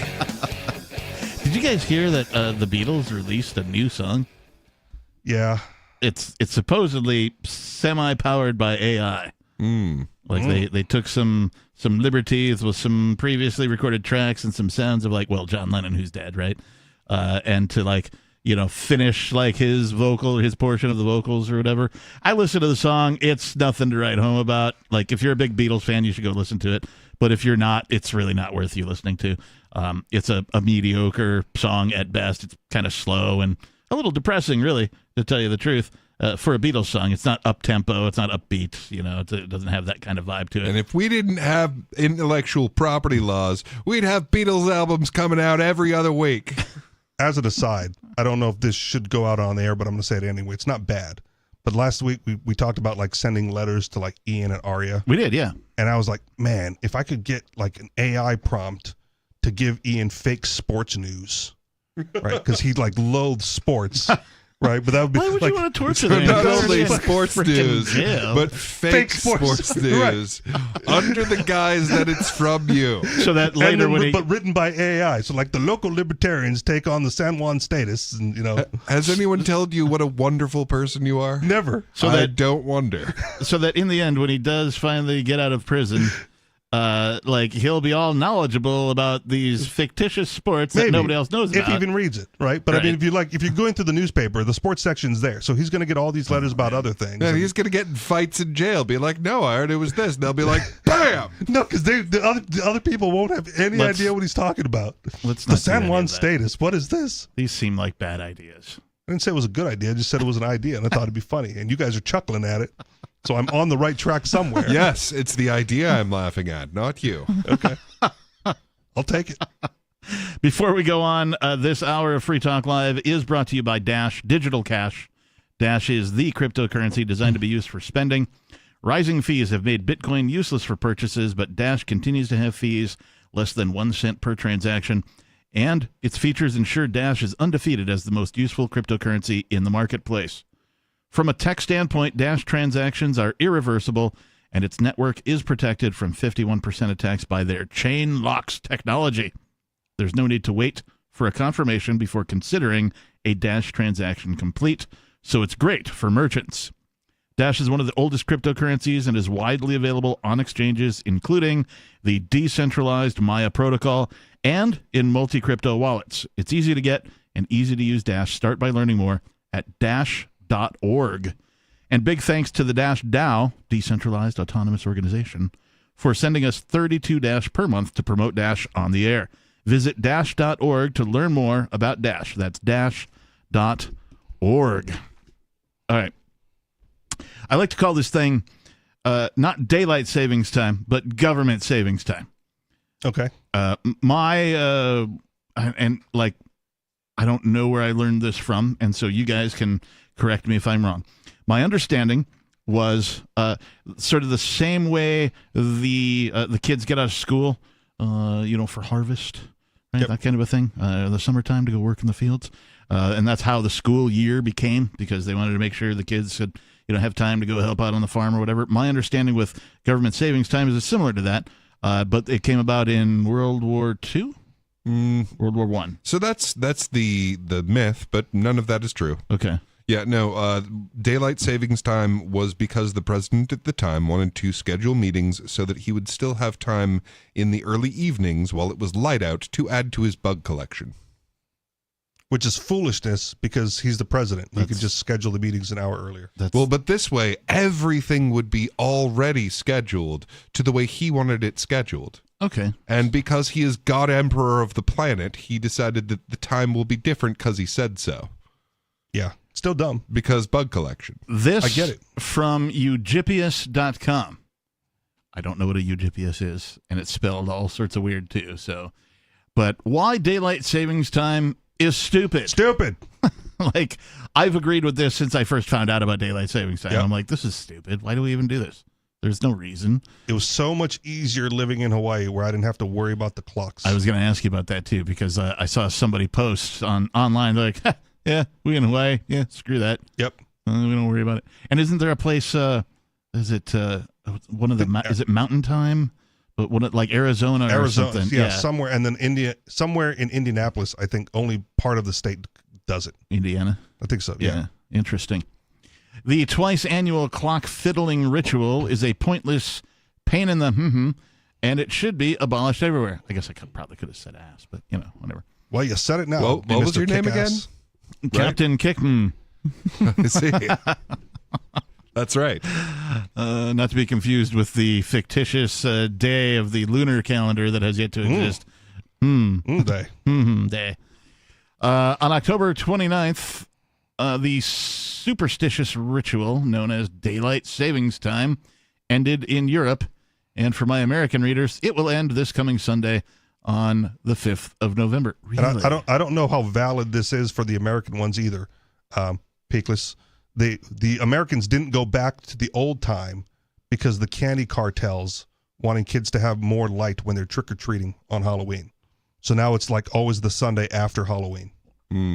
Remember So is that, the 5th of November. Because I remember when George W. Bush changed the day. Was that why? He didn't change it because of it, but like that, there was a sunset on that, right? So it's like it happened later in the fall and earlier in the spring, and then the spring moved back to what it used to be before, and they didn't move the fall. So we're like, that's why we're a week behind Europe. So I've got everything automated except for the clock on my stove, right? You got to get a smart stove. So, no, I don't. I like my dumb stove. Okay. It does what I want it to when I tell it to, and it doesn't talk back to me. Smart stove does all that and changes the clock it on talks time. back at you. Maybe I like the clock being different, just to remind me of this particular idiocy. So, every time I see the clock and go, wait, is it really? No. So does it happen? Things are just stupid because people keep listening to government. Does the government savings time happen at like midnight tonight? 2 in the morning. Or 2 in the morning? At 2 in the morning, it will cease being 2 in the morning. In a handful of hours from now. At 2 in the morning, it will then be 1 in the morning right. again. So it happens between Saturday and Sunday, not between Sunday and Monday. Right. Right. Okay. I mean, it happens on Sunday at 2 in the morning. Right. I just remember while we're on the subject, it is retarded to start a day in the middle of the night. Just saying. Midnight is actually the beginning of the day. What kind of sense does that make? Yeah. We're fixing all the time-related issues here on Free Talk Live. As a former manager, fix the clocks and the calendars. As a former manager of people, it is quite common for someone to show up an hour late or an hour early to their job, depending on which of these idiotic things we're doing with the clocks. That was more common before automation. Right. However, it still happens, right? Like even after smartphones and computers that update automatically and all that kind of stuff, still happened. And so that's why, I've long forgot whatever day it was. My alarm goes off on Sunday mornings the same time it does throughout the day, throughout the rest of the week. Yeah. Right. So tomorrow morning, I will likely be awake before my alarm, simply because that's when my body naturally wants to wake up. Right. And my alarm has not gone off yet. Right. Consequently, in the spring, right, I'll wake up when my alarm goes off going, why the heck am I so tired this morning? Did I not sleep? And then I'll go, yeah, this was the day. Yeah. So to my mind, this is real proof of exactly how the government works. Now, ordinary people want this to stop. I do. No one wants this to continue. Like, there's no special interest group out there fighting for the existence of daylight savings time. We should start the candy cartel. Maybe we should start Save Daylight Savings Time. Right. It doesn't how exist. ridiculous it is. Right. So when people tell you, well, you can petition your government for changes. No, you can't. No, you can't. And this is the proof. Everyone wants this to change. No one wants this to stay the same. And yet it does not change.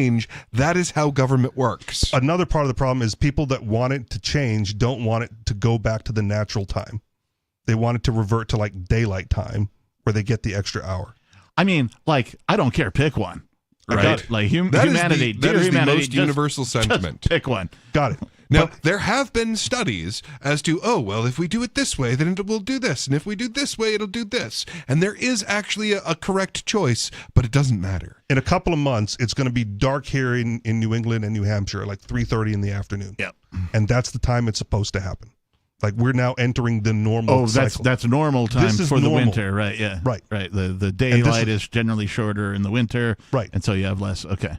But they want to revert to like summertime so that this change wouldn't occur. Right. And then it would be later in the afternoon when the sun goes down. For half or more of every year, we collectively pretend. Sorry, this is the article again. Yep.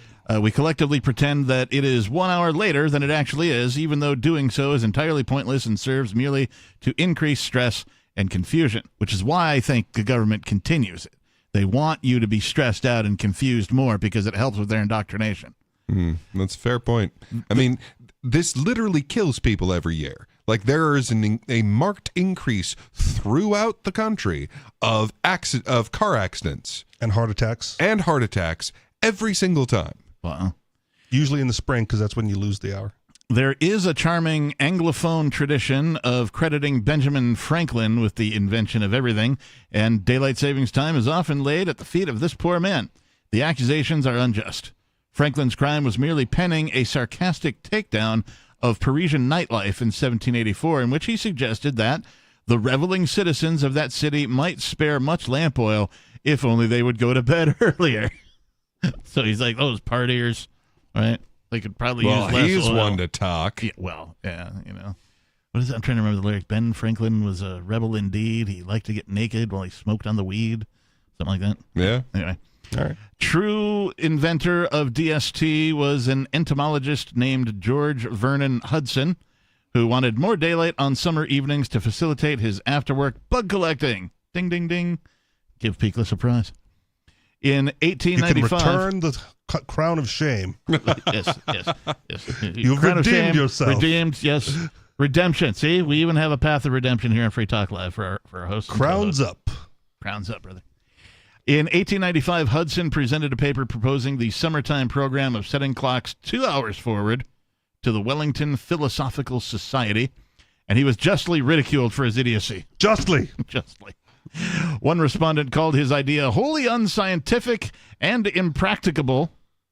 I've never heard that word before. While another pointed out... you can't do it. Yeah. Obviously, they were wrong. While another pointed out that the mere calling the hours different would not make any difference in time. Yes. What's the biggest idiocy of this whole thing is pretending that it's something it's not. And everyone going along with it. I'm trying to remember the meme now. It's a picture of like the old Leatherface, like Native American Indian guy. And it's like, only white man would be dumb enough to think you can cut the bottom quarter off of a blanket, sew it to the top, and it'd be longer. Yep. I've seen that one. A certain Mr. Richardson, however, channeling Franklin, said that it would be a good thing if the plan could be applied to the young people somehow. Indoctrinating the youth. Hudson published his proposal in 1898 and ultimately won a British builder named William Willett to the cause of making time itself something for bureaucrats to fiddle with. Willett spent a few eccentric years campaigning to set clocks 80 minutes forward in 4 incremental steps every April, and then to walk back these bizarre adjustments in September.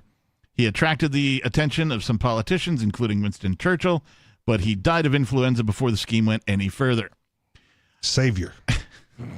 Right. Thank you, influenza, for that one death. You know, the flu does some good things for humanity every now and again. DST became a reality only in 1916, WWI, when Germany and Austria-Hungary imposed the time shift as a wartime fuel-saving measure. So as not to lose any advantage, the United Kingdom imposed DST on its population weeks later, and the United States followed suit upon its late entry into the conflict in 1918. To lose the advantage. Lose that advantage. What advantage? The blanket's longer. They said they were going to start bombing at 9. It's only 8. What happened? They say it's a wartime fuel-saving measure. How does running anything during daylight or nightlight use more fuel? At night, it would use more fuel. But again, you can just start the bombing. Why earlier would in it the use day. more fuel at night than during the day? Anything? Are we talking engines? So What are we if talking? we're bombing from 9 to 5, yeah, but 5 is dark, yeah, and it gets dark at say 4, yeah, but we just shift everything earlier, we can still bomb from 9 to 5, and then we won't have to use lamp oil from 4 to 5. Now, oil, lights, yes, anything that you uses obviously could just bomb from 8 to 4 instead. Okay. That would be the obvious solution. Thank you. That would actually Thank you. work. Finally, a sense of That's a violation okay. of the Geneva Convention. It might be. All bombing must take place. Sorry, I just thought of this girl I used to know named Geneva. Geneva? I'd like to violate her convention, if you know what I'm saying. I know what you're saying. Even in those early days, there was considerable doubt that daylight savings time would have any meaningful influence on energy consumption, particularly in heavily regulated wartime economies. Evidence since then suggests that in peacetime, it probably causes slight increases in electricity usage. It does. As it involves a trade-off of less energy-intensive lighting for more energy-intensive heating and cooling. Alas, such practical considerations have never mattered. The Great War cemented daylight savings time as an economizing measure in the popular consciousness. So, indoctrination, anyone? Right. They mentioned it. They said the children in the beginning. They did. While most countries ended the practice after 1918, basically everybody reintroduced the ritual in World War II. Germany set the clocks ahead on April 1st, 1940, and did not bother setting them back again until the 2nd of November, 1942. Thereafter, they wanted to start bombing earlier. You've got to get up pretty early in the morning if you're going to bomb all day. Then we will set the clock back. Thereafter, the National Socialists remembered to lift summertime every fall until their defeat in 1945, when the occupiers assumed control of the clocks for them. After the hunger winter of 1946-47, they even imposed a double summertime of 2 hours in May, but reduced this to the traditional single hour 7 weeks later. Wait, I've got it. I've got a great idea. We'll just cut off half of this daylight savings time, and then we all get to sleep in. I was going to say, can we just pin this on the Nazis and stop doing it? Wouldn't that be nice? Oh, yeah. I don't set my clocks back because that's what the Nazis would do. And in fact did. That sounds entirely reasonable to me. Yes. In 1949, both newly founded German states agreed to end the practice entirely, as did the rest of post-war Europe. If this was the Sunday show, Peakless would have been on time.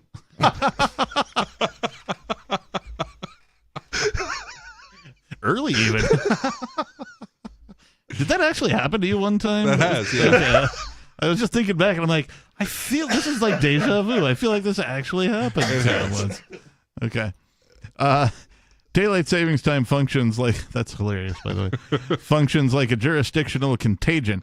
Anybody can introduce it for any stupid reason at all, thereby forcing all of their neighbors to swallow the chaos of a misaligned clocks to follow along.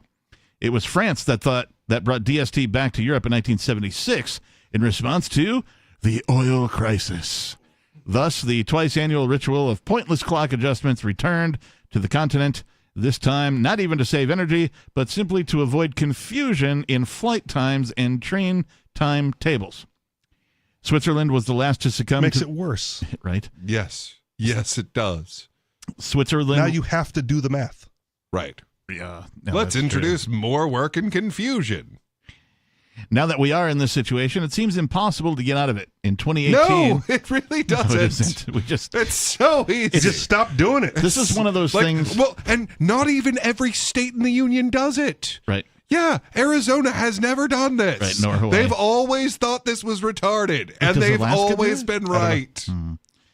So this is one of these things that, like, people could just change by themselves. You don't need to petition any government to make this change. You, in fact, could probably start, like, something, on all the social media, some equivalent to a Facebook group or a Twitter chat or a list or something like that, where you're like, hey, everybody, get on board with no longer changing our clocks. And then everybody just gets on board, and you just simply don't change it. Yeah. You get enough people to do that, guess what? It goes away.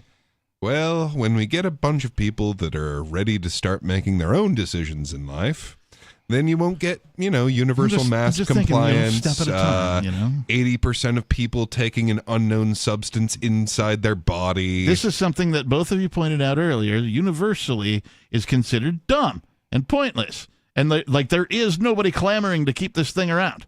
Yep. Right? There's no support for this whatsoever. Well, again, the support is to keep daylight savings time in a lot of places and not go back to standard time. Fine. Let's do that. Yes. No. But, I mean, what? Like, why? Pick one. Let's just pick one. Why? Because we arbitrarily picked a median point and then we sliced the globe into 24 equal slices, and that's your time zone. Deal with it. Now that we're in this situation, it seems impossible to get out of it. In 2018, the European Commission opened an online survey to solicit citizens' opinions. The overwhelming majority of all respondents said they wanted to end the practice, and the European Parliament accordingly voted to abolish it in 2019. Member states were set to decide from 2021 whether they would opt for permanent normal or permanent summertime, what we're talking about.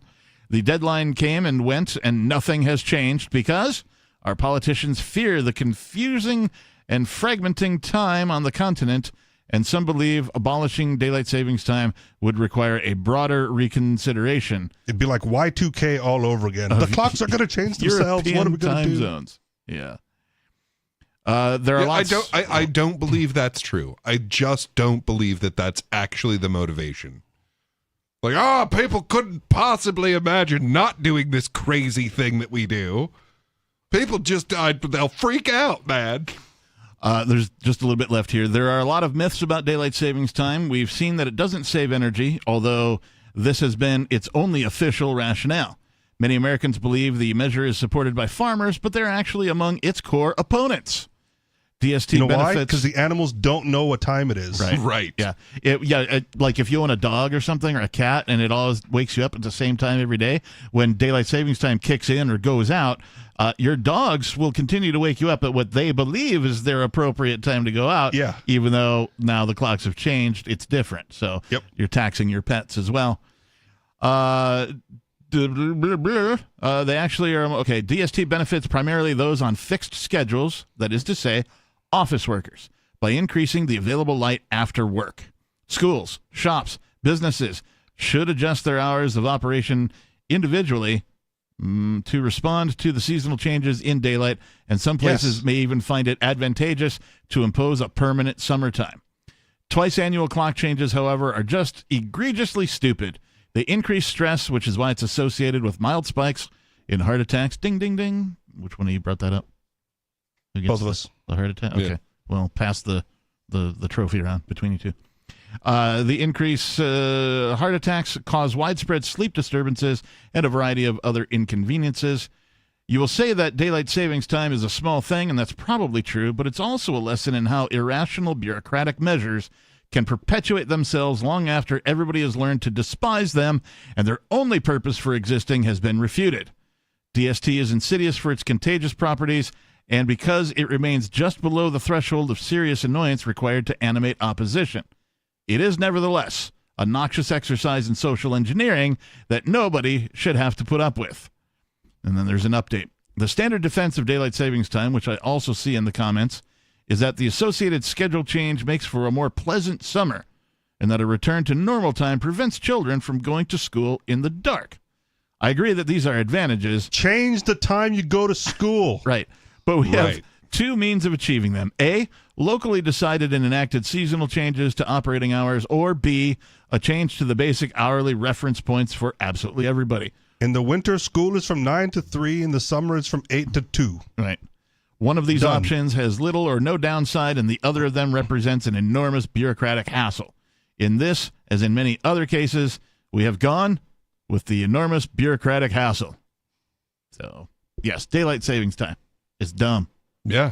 And it never changes. With a capital B. Now, think about how that same principle applies to things that are maybe a little bit more important, like the Forever Wars.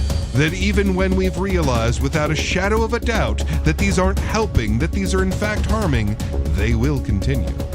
We are out of time. Thank you to all of our listeners. Thank you to Richie Rich. Thank you to Peakless Mountaineer for joining me on tonight's episode of Free Talk Live. If you missed any part of the show, go find the archives over at freetalklive.com. We'll be back tomorrow. Thanks, and Peace.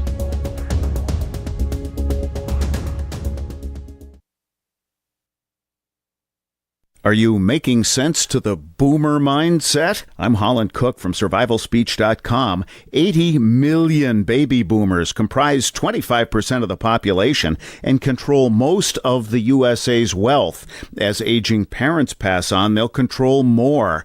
Boomers are 46 to 65 years old and regard themselves as midlife. They identify as neither young nor old. They're post-minivan and pre-retirement, and they don't like being called boomers. They think me.